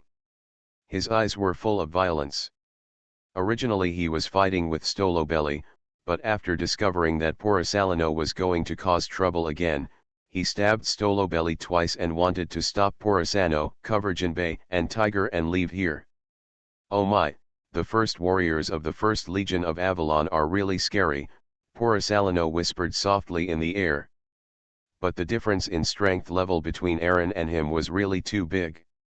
Even though a serrated sword was coming, Porosalino still calmly shot out the laser in his hand. Then, the armed collar on his arm was wrapped with domineering force, directly blocking Aaron's slash. Jinbei thought he could escape, but he was hit in the shoulder by the laser. He spit out a mouthful of blood and fell to the ground with Tiger. However, after rolling twice, Jinbei immediately got up, grabbed Tiger as usual, and ran towards the coast without looking back. At the same time, Aaron roared angrily, Jean Feng. What a hassle, Poor Salino whispered softly. The moment Aaron's second sword fell, the figure turned into golden light and disappeared. The blade fell out of Aaron's hand and he didn't even have time to regain his strength. Poor Salino's figure has reappeared behind him. Have you ever experienced the feeling of being kicked at the speed of light? Poor Salino said with a smile on his lips. The moment Aaron heard these words, his head felt a pain in the next second. Then, his whole body was jumped out of the air by poor Salino's kick, and he was directly kicked. It hit the ground like a cannonball, raising a lot of smoke and dust. When I turned my head again, I saw that Jinbi had just taken Tiger and plunged into the sea. It's really hard to deal with, the Murlocs, Fisher Tiger. Poor Salino smacked his lips in displeasure, and then, with a flash of his feet, his figure appeared directly on the sea. Then he crossed his arms in front of his chest, and the light particles on his body quickly condensed. 8-foot Megatama, poor Salino shouted in a low voice. The moment the words fell, countless light particles shot into the sea like bullets, covering an area of thousands of meters in radius. After the fight, poor Salino landed on the beach again, looking at the turbulent sea that gradually calmed down. His expression was a little complicated, but he finally muttered, "If you can still survive like this, I'll let you go." Although poor Salino is a salty fish, he does have a sense of justice in his heart. Fisher Tiger is indeed a pirate, and he has a bounty of 200 million belly on his head. This is all because the world government is trying to reduce the influence of the Marijoya arson case. Otherwise, for his crime, giving him 1 billion would not be too much. But poor Salino also had his own considerations and ideas in mind. This fishman is not evil after all. On the contrary, he should represent another kind of justice. If it hits you in your own hands, you can't do nothing, but if you make a little effort, you can be merciful. Everything depends on God's will and fate. That's right, poor Salino, an old salty fish, showed mercy. Otherwise, Tiger, Jinbi and the half-assed Aaron would have no chance of escaping from him, the candidate who is about to become admiral. Soon, poor Salino returned to the battlefield there. At this time, Aaron was covered in blood, and his nose was twisted by poor Salino's kick. He was already under control by Stolobel, who shackled his hands behind his waist. Poor Salino looked at Aaron and said, "If you explain your stronghold and route of action, maybe I can let you go." "Dream on, damn Navy, who do you think I am? No matter whether it is the First Legion of Avalon or the Sun Pirates, no one will betray his comrades. If he wants to kill or chop them into pieces, just give me a quick reward and see if I will frown." Aaron cursed very forcefully. "Please give me flowers and monthly tickets, bosses." A Sledgehammer Breaks into Pirates. Author, Zippo. Chapter 427. What a headache! Poor Salino glanced at Aaron and shook his head helplessly. He really didn't expect Aaron to betray Fisher Tiger. For the unity of the fishmen race, poor Salino still has heard. "Take him aboard the warship and imprison him first," poor Salino said. "Aaron, you say he is a small character, quite small, just an ordinary cotter of the Sun Pirates. But you say he has no backer. He really does, it's so big his backer. He also carries the reputation of the First Legion of Avalon, the first warrior. Maybe Orgrim doesn't care what this kid does. But if the Navy quietly he killed him directly, which was indeed a bit of a slap in the face. Everyone knows that bastard Orgrim has a bad temper, and now the relationship between the world government and the Warhammer pirates has eased. So it is best not to mess with him. After all, it was not in line with their Navy's plan. Therefore, poor Salino decided to lock up this kid first. He wanted to communicate with the Warring States General, but he didn't want to take the blame for anything. Admiralty Marineford. In General Sengoku's office, General Sengoku was answering poor Salino's phone call at this time. "Not caught? Did you let them run away, General Sengoku frowned a little strangely. How could Sengoku, as his old boss, not know about Porosalino's ability and strength? He is definitely world-class. As for the combat effectiveness of the Sun Pirates as a whole, not even second-rate. Just like that, an ambush, Porosalino let that fisher tiger escape? He escaped with serious injuries, and his life or death is unknown. General, you have to be more careful in your words. If you don't know, you might think that I, Porosalino, am a collaborator. Porosalino smiled and said jokingly. The Warring States General also laughed angrily and said, "Do you think I can't guess your little thoughts?" When Porosalino heard this, he didn't refute anything and just made a few random remarks. The Warring States General didn't really expose anything. Just like Porosalino, out of his naval duties, he would choose to capture Fisher Tiger, but from a personal point of view, he still admires Tiger. This is also normal. Orgrim, a pirate, can respect Tiger, let alone Sengoku, a navy. Porosalino showed mercy or something, he didn't bother to care anymore. So General, what should we do about Aaron? Porosalino asked again. The Warring States General also had a headache. I asked you, Porosalino, to arrest that Fisher Tiger, but you were unlucky in your work. But you were very quick in arresting this troublesome person. Who is not good? You catch him. Not only for Orgrim, but also for the Warring States period, Aaron is also a small person. If you put him on the sea, he won't be able to turn over a bigger one. The kind of waves. But if you catch it in your hand, it will be a bit troublesome. Although that guy Orgrim seems to be angry with the 5 old stars and said he will not care about these things. But if a pirate says, you can believe them all? Isn't this sick? Orgrim is in a good mood today, and he is fighting with the world government. Maybe he can't remember this matter. If the two sides fall out over something someday, you see, can he remember this? Warring States knows very well that the bastard Orgrim has a very small mind. Therefore, he cannot kill him, and there is some room for it. But he cannot just let it go. What will happen now? The Navy doesn't even dare to arrest anyone who has broken away from the Warhammer Pirates system and the Avalon system? Is Orgrim so powerful? Even if it is, their Navy can't show it. Send him to Impelton, lock him up, and don't let him die. After the Warring States General thought for a while, he finally said this. Porosalino smiled and said, no problem, as long as you don't ask me to take the blame, you can say anything. This is your order, General. I am just the person who executes the order. Hello. You guys, can you be a little more responsible? The Warring States General scolded him very unhappily. Ha ha ha, definitely next time, Porosalino said with a smile.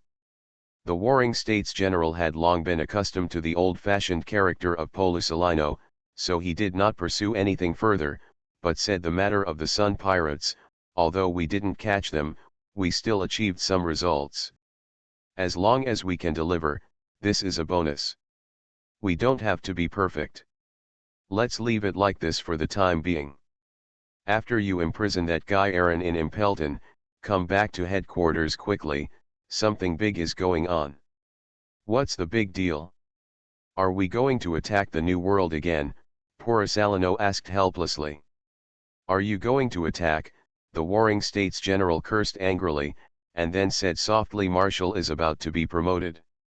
The documents have been issued. Now we are waiting for our naval headquarters to prepare. Porosalino's eyes lit up and he said, am I going to get a salary increase again? Hearing this nonsense, the Warring States General was so angry that he wanted to vomit blood. This navy is at a loss if it's not all bastards like you, Porosalino, otherwise it would have been over. But if you think about it carefully, what Salino said seems to be quite reasonable and goes straight to the root of the problem. Yes, he is going to get a salary increase again. Marshal Cyborg is promoted to Commander-in-Chief of the Army, so there is no doubt that Sengoku will become marshal. As a Porosalino, the candidate for general, is already the unofficial next general of the Navy headquarters, representing the highest combat power of the Navy headquarters. In this case, becoming a lieutenant general and becoming a general will mean a salary increase. I'm too lazy to tell you this. Anyway, you should come back as soon as possible. If things are delayed, you are not the only candidate for general. I think Jun is also pretty good, the Warring States general said with a curse. Then, without giving Porosalino a chance to continue speaking, he was afraid that this guy would say something more and let himself go berserk on the spot. He hung up the phone directly. You were the one who drove me out of Marineford on my mission, and now it's you who wants me to go back. Anyway, it's you who's right, right? The official level is overwhelming. Porosalino looked at the hung-up phone bug and said to himself with a smile. But he didn't really complain about the Warring States General. To be honest, the Warring States General took good care of him. As for Porosalino, didn't care at all about the last sentence. Jun is pretty good too. Because he also knew Jun, that irritable woman who couldn't even stay in the headquarters anymore and applied for transfer to G-5, although in the end she still got the status of an admiral candidate. But do you expect to persuade her to come back and become an admiral? That's impossible. Who in the Navy headquarters doesn't know how happy she is in G-5? In fact, there are a large number of children who are not problem children. All the admirals of the Navy want to be transferred to G-5. After all, that is where the Navy's flower is. How can justice be as fragrant as the goddess? What's more, G-5 is also a navy. Where is it not enforcing justice? The Sun pirates on the ship. Fisher Tiger, who had been in a coma for 2 days, finally woke up. He had indeed lost too much blood. In the original story, according to his injuries, he would die. But this time, he was in Marijoa. He had not been a slave for long before he was led astray by Orgrim, so he was not completely disappointed with human beings. Later, Avalon's trip also made him feel enlightened, and he was no longer stubborn about these things.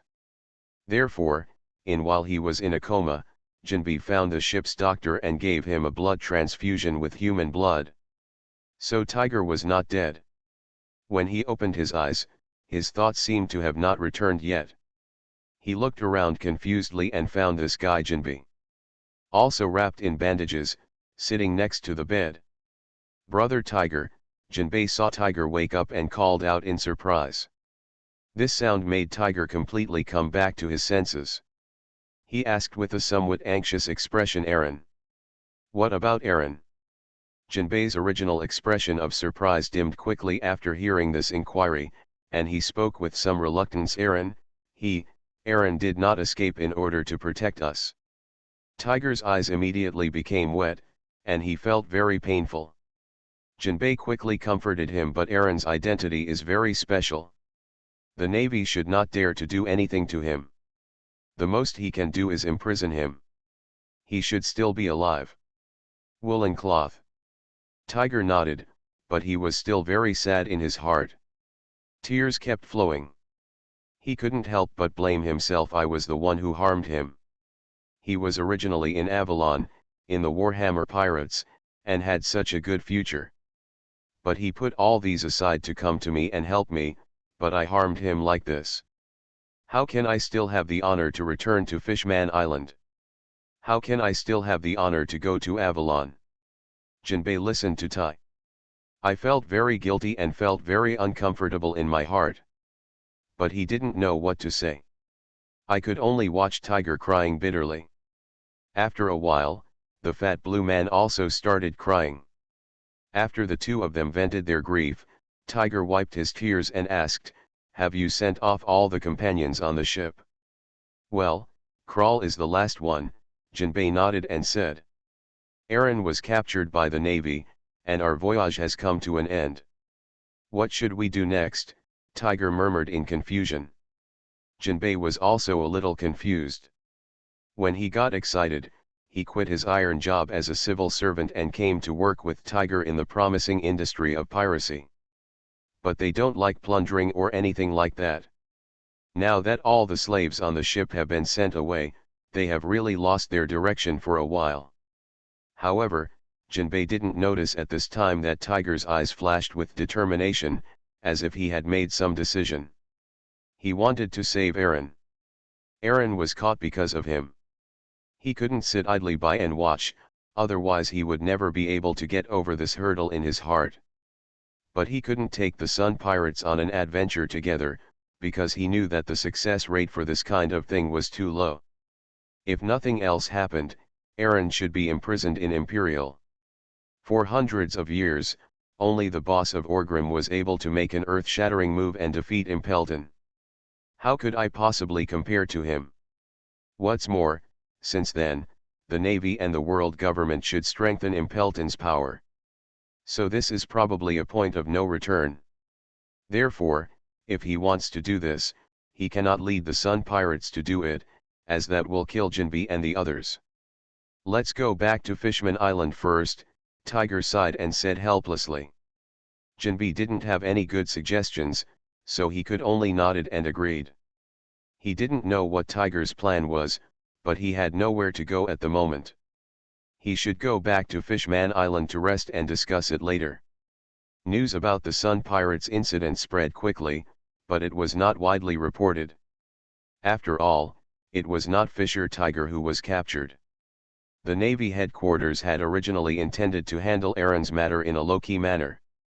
Wouldn't it be an embarrassment to Orgrim if it was brought out in such a big way? What if that guy loses face and goes crazy?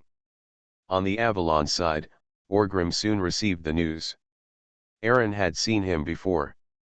Before Butter Island, this kid even said a few words to him.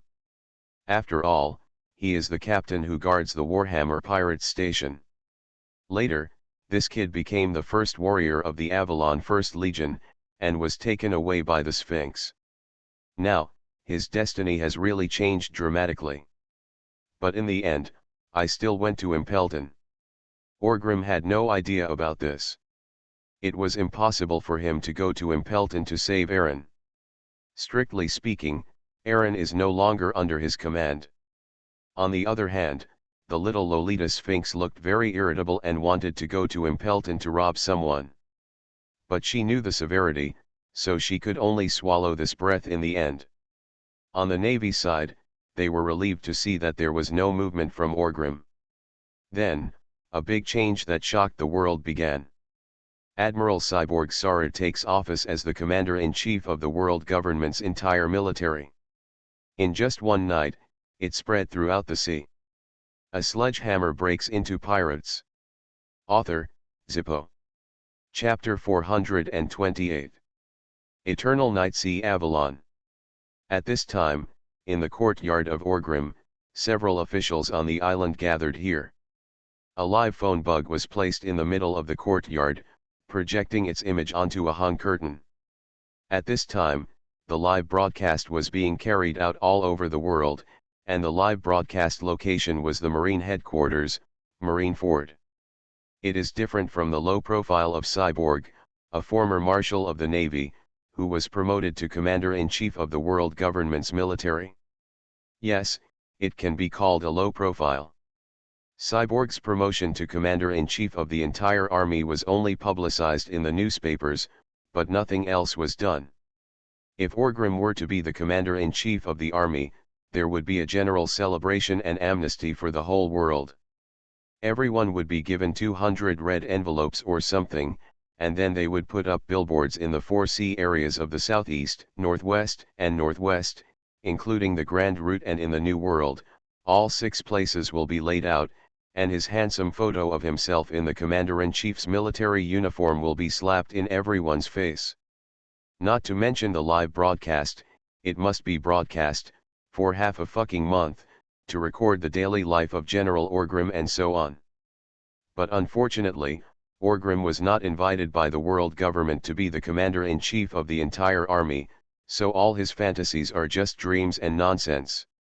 Different from the low-key manner of Commander Cyborg, the promotion of the Marshal and 3 generals of the Navy headquarters was done in a more grand manner. A few days ago, Cyborg's promotion to Commander-in-Chief was published in the newspapers. Almost everyone in the world can understand that after this, the Navy will definitely undergo huge personnel changes. After all, the former Marshal of the Navy was promoted, and the position now vacant must be filled. Sure enough, in the following days, newspapers began to frantically publicize that the current Navy Admiral Sengoku was about to assume the position of Supreme Commander of the Navy headquarters and Marshal of the Navy. Then, there was a naval platoon that had been vacant for decades and had never been filled. The 3 naval admirals, who are said to have the highest combat power in the world government, will also be replaced directly after Admiral Sengoku takes office as Marshal of the Navy. Then, today the Navy launched a live broadcast directly in Marineford. The content is that the Warring States period was promoted to Marshal, and the 3 generals officially took office. Looking at that picture, the Warring States General, no, it should be said that he is the Warring States Marshal. Looking at the newly promoted Navy Marshal standing in the Justice Square in Marineford, grandly swearing an oath to the Navy, that figure can be said to be quite domineering. Justice who rules over the world, this guy from the Warring States period finally sat in the position of ruling over the world. Orgrim murmured with some emotion. Marshal Warring States is the only senior general he has seen in the Navy who has overlord-like domineering. As for the rest, Orgrim doesn't know whether they have this kind of domineering. Anyway, he has never seen it, and this should also be a secret of the Navy. However, he always feels that it is hard for others to say, and there is a high probability that Garp, the hob-ass, is cheating here. Although the Navy will be controlled by the world, the government is a little aggrieved on many things. However, the Navy is indeed the most powerful military organization in the world today, and it is the overlord of the sea. The Warring States period has now become the Marshal of the Navy. It can be said that it can boast that it has the world's soldiers and horses under its command. More than 1 million, with a single order, 1,000 heads fell to the ground. It can be said to be a sentence of lord over the world. How? Are you feeling emotional? Beckman held a cigarette in his mouth and slowly exhaled a puff of smoke. Orgrim smiled and said, "Of course I feel sad. Sengoku and I are old rivals, right? He watched me walk step by step to the position of Pirate Emperor, and why didn't I watch him sit on the throne of the Navy Marshal step by step?" Beckman was silent for a moment after hearing this, then shook his head and said, "That's true." Although the 2 of them debuted, the first strong enemy they encountered was Garp. But to be honest, the relationship with Garp was not very deep. When they met in the capital of 7 Waters, Garp ignored them and went straight to deal with the unlucky Roger. On the other hand, in the Warring States period, it was he, Orgrim, who had been constantly wrestling with each other, constantly fighting against each other, and conquering each other. It was as if the 2 of them were destined opponents. Just like Cap and Roger. When Orgrim first debuted, Sengoku was already an admiral. However, Orgrim arrived late and reached the top early in the Warring States period, sitting on the throne of the Pirate Emperor. At this moment, Sengoku, the admiral who had been entangled with Orgrim, finally sat in the position of Marshal. Orgrim was naturally filled with emotion. As a Marshal, Warring States, with his skills, must be no worse than that guy Cyborg. Looking at the world government's current internal resource tilt and situation, the day when the Navy will take off is not far away. The Naval Marshal of the Warring States period will lead the Navy to a new era and glory. Our Navy headquarters will continue to adhere to the 4 core concepts of justice, integrity, legitimacy, and legality.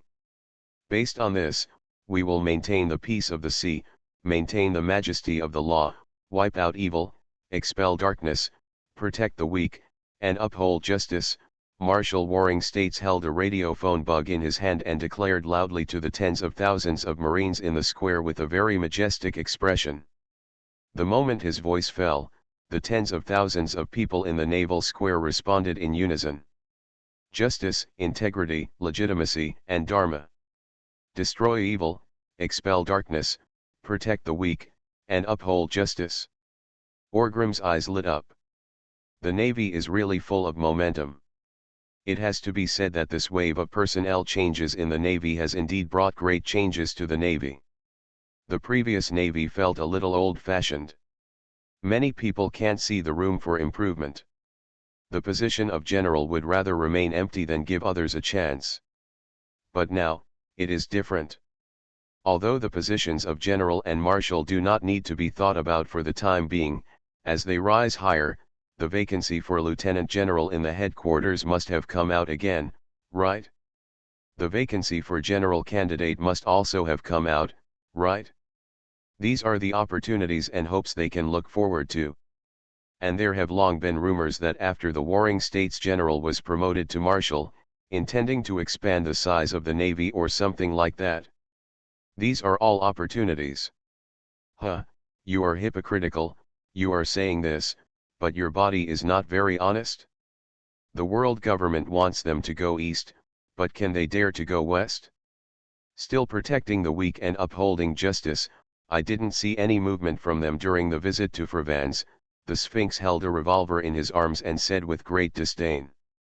Gee ha ha ha ha ha, that's because your position is high enough, so you can see through the clouds and fog, but 99% of the people on the sea can't see the problem behind it. They are the Navy. A live broadcast is the object of ideas to be conveyed.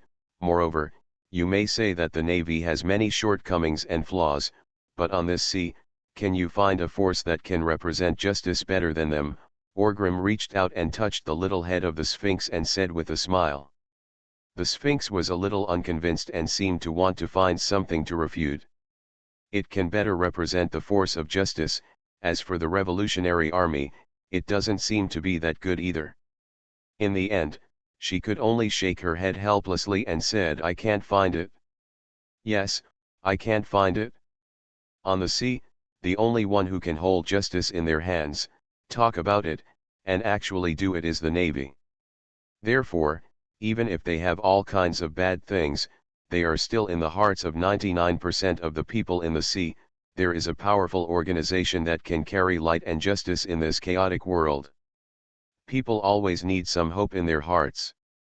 At this time, the warring states period is giving them hope, otherwise, life would be so painful, Orgrim said with a smile. After the inauguration speech of the warring states marshal, the three new generals of the Navy headquarters appeared together. It still did not exceed Orgrim's expectations. Even if he came to this world to stir up troubles, the generals of this generation of the Navy are still the three natural monsters. It has been a long time since I fought against Sakaski, Kuzan, and Porisalino. I don't know what their strength is now. But presumably, they should be very powerful. After all, these three guys are not mediocre, and they have all been educated by themselves. You said that they will not become talented because of this. Orgrim didn't believe it. Maybe the three of them are stronger than in the original story? The promotion of these three generals even represents the clarification of the factions within the Navy. Before, when the three big guys, warring states, Sci-fi and Garp, were in power. Although there are factions within the Navy, none of the three bosses have made a special statement. Vaguely, Sengoku represents the dovish Navy, but sometimes his style is very tough and somewhat hawkish. Sci-fi can be regarded as a neutral faction, and he has always had a balance in his heart. Garp, most of the time, is a dovish Navy, but he will never compromise when facing people like Roger, Whitebeard, and Shiji. In short, when they were in power, although the Navy had factions, they were not very clear. And now, Sakaski, Kuzan, and Porisalino are on stage. Became the new three generals of the Navy. Perhaps in terms of qualifications and prestige, they still cannot compare with people like Sci-fi and Garp. But in terms of apparent power, they are the three bosses in the Navy, second only to Marshal Sengoku. Unlike the old-school navies like Garp, The respective positions of these three people are very clear. Kuzan is a 100% dovish navy. The justice in his heart is kind and lazy. He believes that justice will change differently with different goals. It is a softer concept of justice. This guy Porosalino is a proper neutral, pursuing ambiguous justice. To put it simply, he means doing whatever he wants. He will do whatever he thinks is evil, and he will do whatever he thinks is just that. It will release water. Then the wages were paid and the 4 emperors were abolished. It's useless for you to talk to me about your sense of justice. If you have this kind of time, you might as well grant me 5 insurances and 1 housing fund, and give me annual leave. As long as these are in place, Porosalino will really dare to fight. As for Sakaski, he is the toughest hawk in the navy. What is implemented in the heart is absolute justice. In front of Sakaski, no trace of evil is allowed to exist, not even the possibility. If you really want to say it, he is the one who has a big picture view in Wulaoxing's heart. Being able to sacrifice a small number of innocent people for his justice and the overall situation. What do you say about this kind of person? As a soldier, he is undoubtedly qualified, but he is also too cruel. All in all, he is an unpleasant person. But among the navy, there are many hawkish navies who support him, and their respective styles are very tough. And anyone with a discerning eye can understand that the navy also needs people like Sakaski, who can rush to the front and dare to attack any evil. Unlike Porosalino, you just don't pay him a salary or even deduct his salary, but as long as there is a chance, he dares to go up and defeat the Yonko. All in all, the previously vague factions of the navy will gradually become clear after the 3 generals take office. There may be some good and bad aspects here for the navy. The advantage is that the factions are clear and easy to manage, and many things can be assigned to people in each faction. The results that can be obtained are naturally different. The disadvantage is that this will further fragment the unity within the navy. But this depends on whether the navy marshal has the ability to coordinate the overall situation. There is no doubt that there is a new marshal of the navy in Sengoku. Under his command, the navy can operate very efficiently and exert its full capabilities. After Sakaski came to power in the future, his performance in this aspect was slightly unsatisfactory, and the factions within the navy have been seriously divided. Fujitora, the general, fell out with him, the marshal. You can imagine how deep the conflict was. Beckman slowly exhaled a puff of smoke, then frowned slightly and said, I always feel that something is wrong. I am afraid that this wave of operations by the Navy is not just to stabilize people's hearts. What's the meaning? Orgrim raised his eyebrows slightly and asked. I can't see it yet, let's wait and see, I hope I'm overthinking it. Beckman said, shaking his head. You are listening to novels at Bless Up channel. Wish you happiness and luck. How do you feel about this novel? Please like and leave a comment. A sledgehammer breaks into pirates. Author, Zippo. Chapter 429. There were no surprises in the live broadcast at Marine Headquarters Marineford. At this time, whoever dares to slap the Navy in the face in front of the whole world. Then just wait. If the Navy doesn't kill you, then they won't be able to hang out on the sea. So Orgrim didn't cause trouble here. I watched the Navy's inaugural live broadcast quietly in Avalon. There is no doubt that although there are no victories or great battles, this live broadcast by the Navy has also boosted the morale of all navies around the world. If the Warring States period really intended to expand the size of the Navy's military power. If he starts conscription now, there should be a good response. After the live broadcast ends, Orgrim and others will go about their business. They have no control over who the Navy replaces as Marshal. Just take a look. Mihawk stood up, looked at Andrest who was being held in Yamato's arms, and said, Andre, come with me. From today on, I will teach you the way of swordsmanship. Andrei was born in early 1505 in the Hiwan calendar. It is now the year 1509 of the Hiwan calendar, and this boy is already over 4 years old. He is really smart, but he seems to be very lazy. When he was just born, Orgrim always thought this little guy was ugly. But now, he has opened his eyes a little wider and has entered the most handsome and cute age group in most humans' life. I have to say that Andrest is indeed very cute and handsome at this time. In terms of physique, he inherited Orgrim's abnormal physical fitness. But in terms of appearance, there is only a slight resemblance between the eyebrows and Orgrim's face. More than anything, he inherited the looks of his incomparably beautiful mother, Stussy. Unlike Orgrim, Orgrim's appearance cannot be said to be handsome, but it is not ugly either. If you insist on counting, it has the feeling of resolute and powerful, with a strong tough guy atmosphere. But Andrest, although he is still young now, is more chic and handsome in appearance.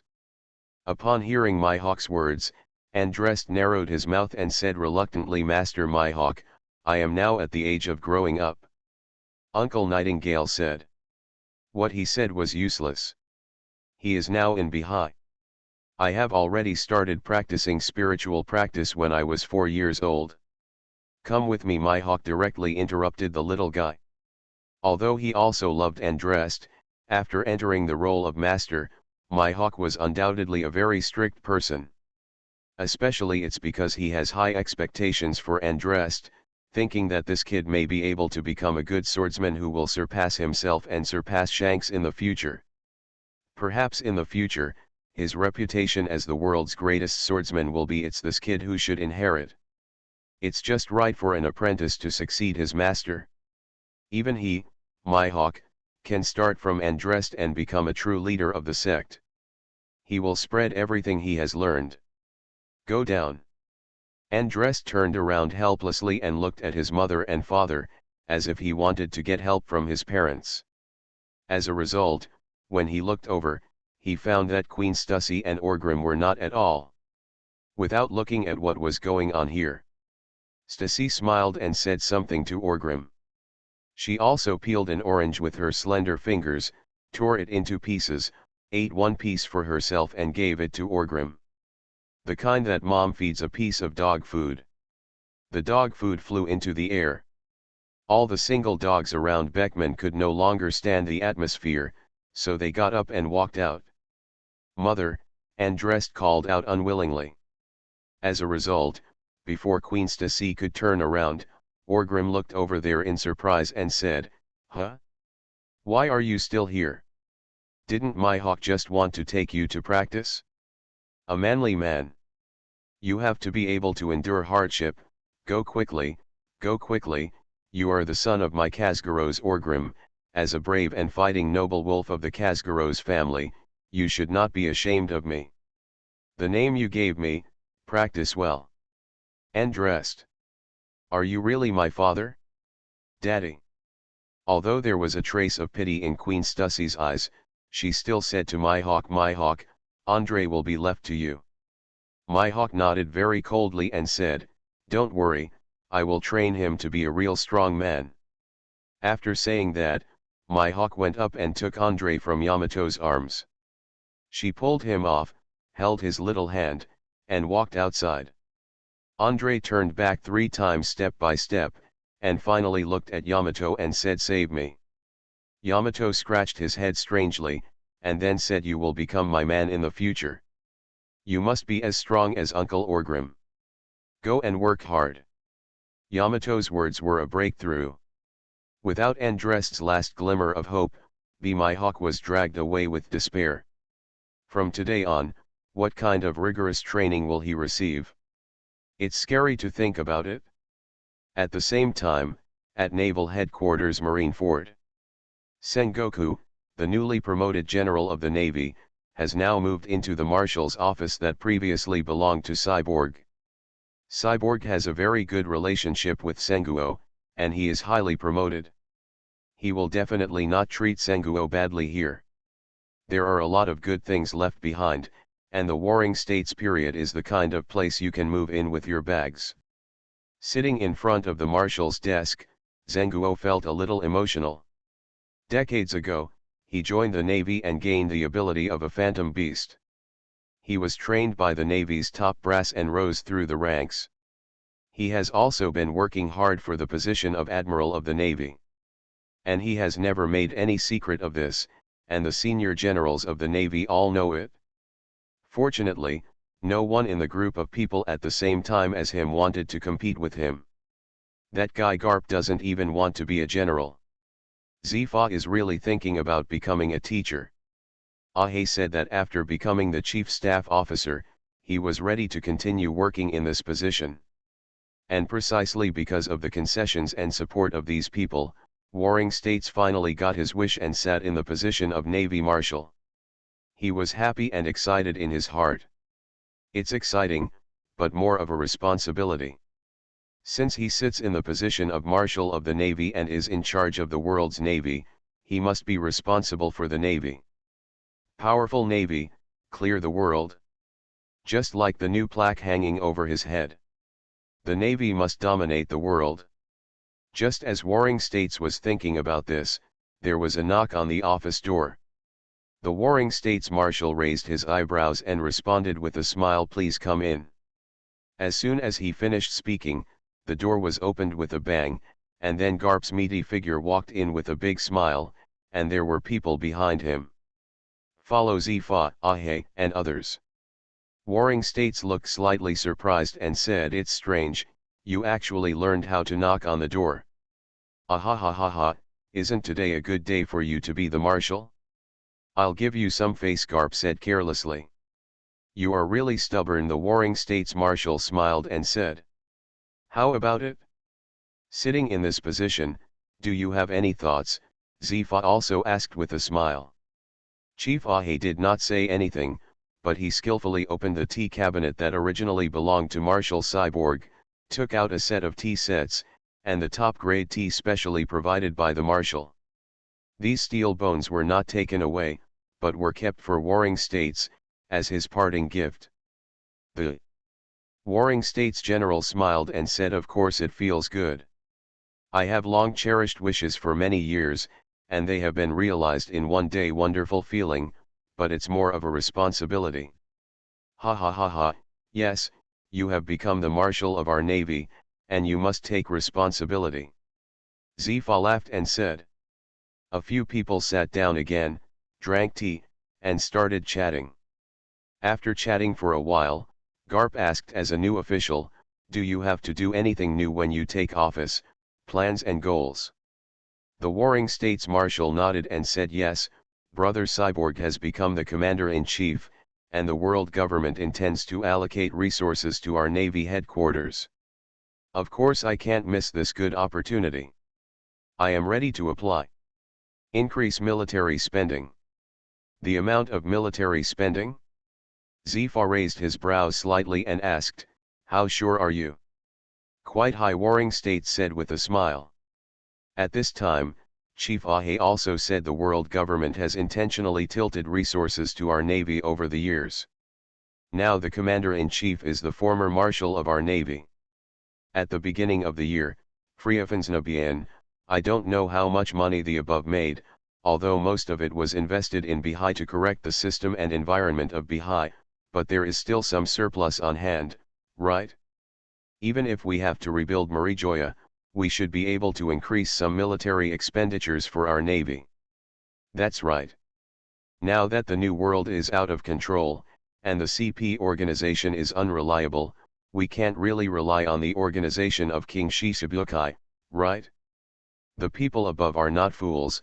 Of course they can see that if we want to re-enter the New World, we have to rely on the power of our Navy. This power may not be developed overnight, but if we don't develop it now, we won't be able to use it in the future," Marshal Sengoku said with a smile, and his tone was very confident. "Not to mention, the world government did plan this way. If this process continues, after Sakazuki comes to power, the Navy will indeed be powerful enough to enter the New World again." "The world? That guy was much more radical than the Warring States period. He just moved his headquarters there. Then what? Zifa asked again. When the funds in hand are sufficient, the research and development of PX Pacifist will also be accelerated, and, I'm ready to expand my army, Marshal of the Warring States period said in a deep voice. Isn't military expansion the keynote these years? Expanding every year, Garp smacked his lips and said. In fact, since the Navy withdrew from the New World, it has been trying every means to improve its strength. The army is indeed expanding every year, otherwise the wave of the Great Pirate era will make them confused. Warring States glanced at Garp, then a flash of light flashed in his eyes, and he said with a smile unlike previous years, this time I plan to recruit private experts to further supplement the high-end power of my navy. As soon as he finished speaking, Zifa, Garp, and Ahe were all stunned for a moment. Recruit civilian experts to station at the Navy headquarters and hold important positions. The Navy has done this before. But the last time was decades ago. Because this approach has advantages and disadvantages, the advantage is that it can quickly improve the high-end power balance of the Navy, absorb civilian experts, and also solve the unstable characteristics of these guys. After all, he is a private expert now. Maybe he will become a pirate in 2 days? But wouldn't it be much better if it were directly absorbed into the Navy headquarters system before that? Killing 2 birds with 1 stone, the Navy gains high-level combat capabilities, and the civilian population loses an unstable factor. But the problem is that the disadvantages are not small, that is, there is something wrong with the thinking of civilian experts, and they have not received the orthodox concept education of the Navy. And they did not come up step by step. The issue of sense of belonging with the Navy needs to be taken seriously. It's not like this has never happened before where a master who was recruited would choose to defect after working for a while. Is this necessary? Our Navy does not seem to be lacking in high-level combat capabilities. Kuzan and the others have also filled the vacancy of generals. Zifa frowned slightly and said. You are right, there is no shortage, but it's not enough, isn't it? With our current power, can we start a full-scale war with the 4 pirate emperors of the New World? With the power we have now, can we put an end to the age of great pirates? Neither will work, so the Navy must be stronger. There needs to be more high-end power, the Warring States Marshal said in a deep voice. Zifa, Garp, and others fell silent after hearing this, but they were still a little uneasy. Seeing this, Warring States relaxed a little and said, but don't worry, I naturally know the importance of this. I won't rush it. I will do it step by step. A sledgehammer breaks into pirates. Author, Zippo. Chapter 430. The first half of the Grand Line, on the island of the Queen of Spring. In a certain tavern, red-haired Shanks is right here. It is different from being alone in the East China Sea. At this time, the red-haired pirate group has begun to take shape. Shanks was trained by the Roger pirates. Therefore, he can be regarded as someone who follows the traditional pirate route. If you don't plan to engage in diversified development, just get on a boat, gather some partners, and take risks together. In the future, just like Shiji and Whitebeard, after the flag is truly established, they will recruit some independent captains, find some territory, and collect some protection fees and so on. That's about it.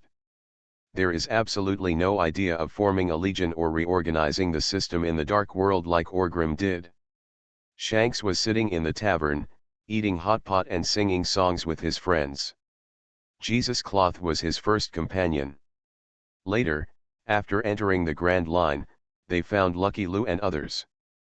Now the red-haired pirates have 7 or 8 companions. Although there are only a few people, Shanks pays great attention to quality, and almost everyone is a master.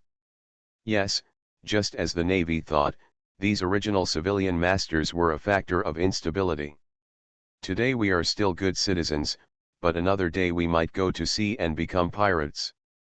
they will be a disaster at that time. Instead of doing this, it is better to pull them into the Navy camp as soon as possible and contribute their own strength to justice. But the red-haired pirates still lack something, because this guy Beckman has been working with Orgrim from the beginning. Therefore, Shanks was invisibly missing a right-hand man. Therefore, the strength of the red-haired pirates is much lower than in the original story. Holding the wine glass in his hand and taking a sip, Shanks picked up the newspaper he had just bought from the tavern, opened it and took a look. Could it be another news from the Navy? The news about them has been all over the past few days. The three generals of the Navy have been in the newspapers one after another, and they are just short of writing down all their details. Jesus Bulletin smiled and asked. In recent times, the Navy's fishing vessel offensive has been very strong.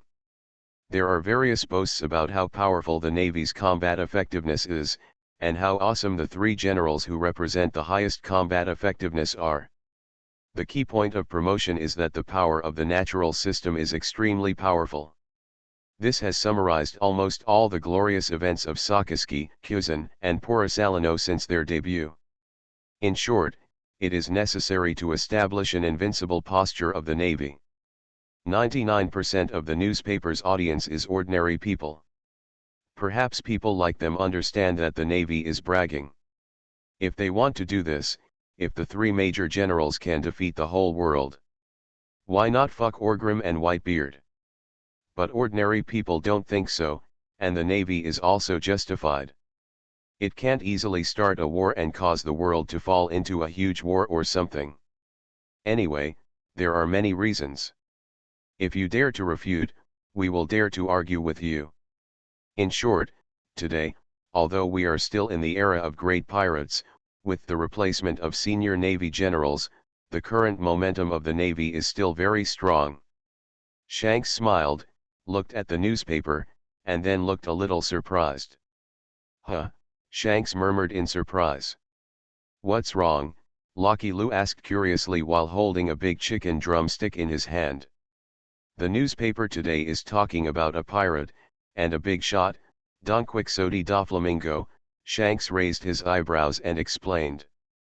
Then, he read the newspaper seriously. Da Flamingo is King Shishibukai, but he is also Orgrim's confidant. Shanks was born at the same time as Orgrim.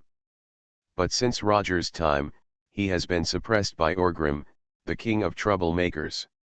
When he was a trainee on Roger's ship, Orgrim was almost flying into the sky. This actually made Shanks feel a little unhappy looking at Orgrim. He has always wanted to surpass Orgrim and prove to the late Captain Roger and his former companions that this era not only belongs to him, the glorious era of Orgrim, but also belongs to me, Shanks. Not to mention, among those who are at the same time as Orgrim on the sea, Shanks is probably the only one who has the qualifications and ability to challenge Orgrim. But not now. Shanks knew very well that Orgrim was a pervert, and his strength was growing at an exaggerated rate. He can now face Whitebeard head-on. But Shanks thought he was still not good enough. But humans all have their limits. The ceiling of the world is right there. Can you still break the void? When everyone has similar potential, it's just a matter of taking one step early and one step late.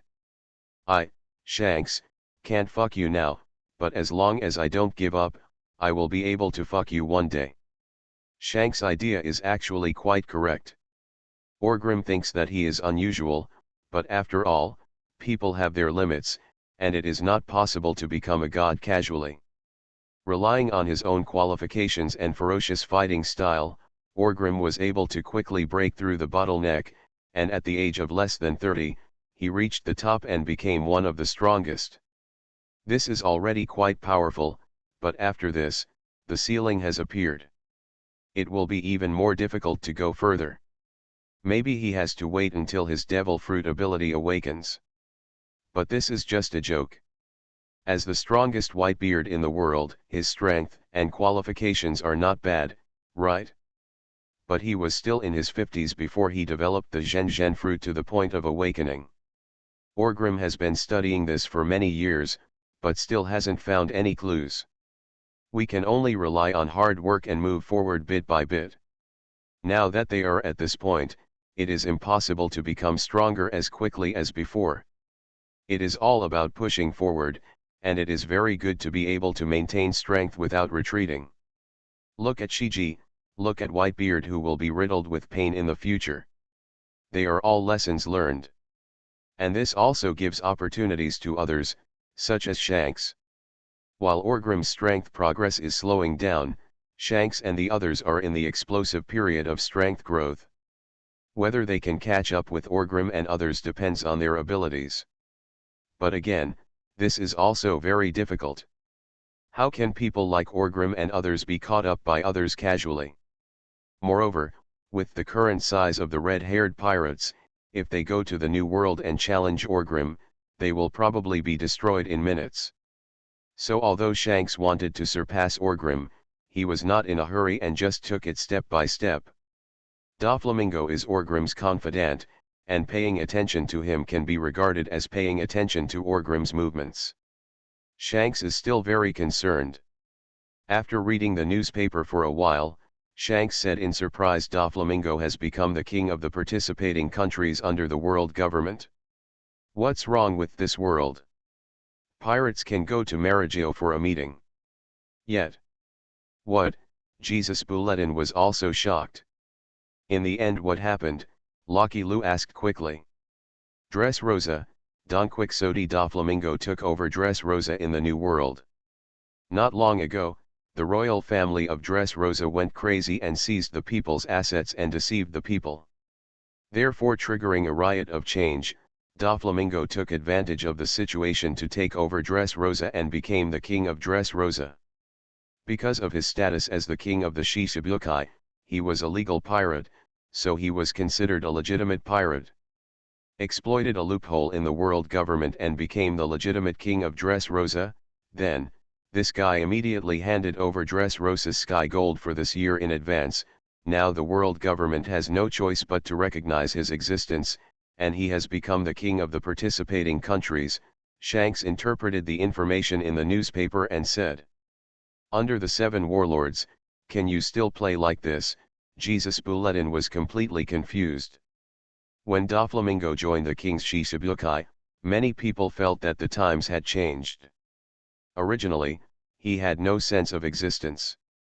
Although he had always been positioned as a high-end king, the actual situation was that the king was very crotchless. The Shishibukai organization is very likely to undergo huge changes. Is this really the result? As soon as Doflamingo joined the Shishibukai, he brought new tricks to the organization. Look at what he has done before. What are those 3 doing? Moonlight Moria is hiding in the Devil's Triangle Sea now and doesn't dare to come out at all.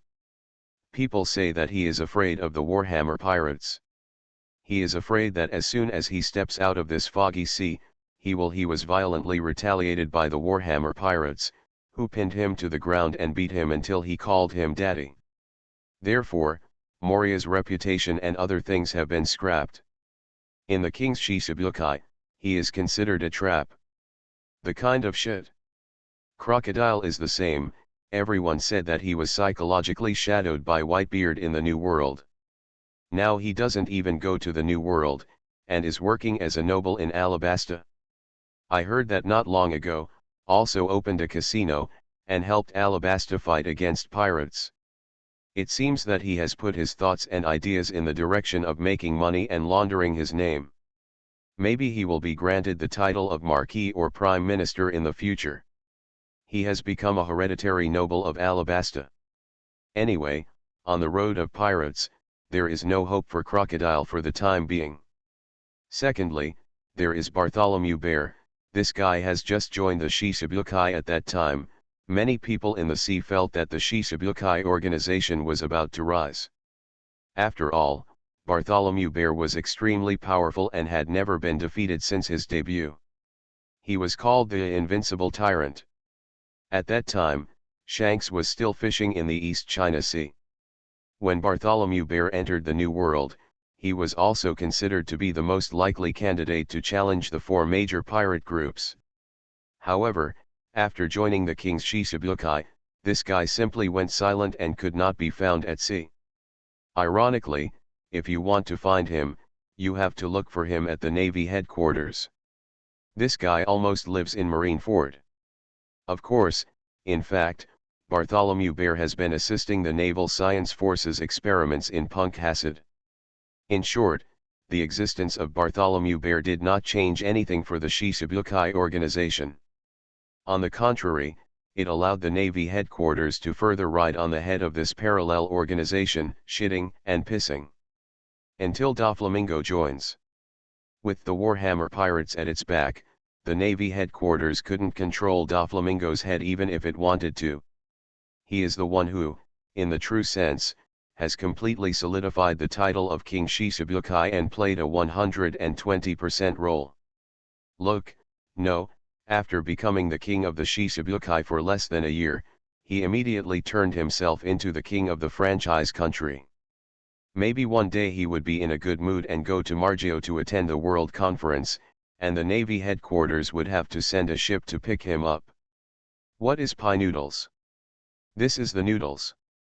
The organization of the King's Shichibukai finally exuded a different kind of brilliance in the hands of Doflamingo. It has reversed some people's disdainful view of this organization. Sure enough, before this was not a problem with the system, it was a problem with people. The previous three are simply not suitable to be King Shichibukai. Doflamingo is the one who rectified the title of King Shichibukai. From today onwards, the image of the Shichibukai organization will be changed by Doflamingo, Lucky Lou said with some emotion. But it's not enough. The definition of the Shichibukai is to be able to compete with and rival those great pirates in the New World. Although Doflamingo is outstanding, he is still a member of Orgrim's men. The world government and navy, if they really want this organization to play its due role, have to find a powerful guy to carry the flag. Shanks said with a smile. Ha ha ha ha ha, how powerful do you have to be? Jesus Bulletin asked with a smile. Like, as awesome as me, Shanks also laughed and joked. Of course, he felt that the world government and the Navy headquarters would not choose him. After all, he was once a member of the Roger Pirates. As for the position of King Shichibukai, Shanks is not interested. Without the mountain of Orgrim, Shanks would have no interest at all, but now, he wants to advance into the New World and compete with the four emperors. I really don't have any confidence in my heart. If the price offered by the world government is right, he would not mind taking advantage of each other. In fact, in the original story, Shanks had always had an ambiguous relationship with the world government. He is also the only one among the four emperors who can go to the Holy Land of Marijoya to meet the 5 old stars. Therefore, Shanks is not as simple a guy as he seems. He is also a man of skill, ambition, magnanimity, and structure. You can afford it, but you can also put it down.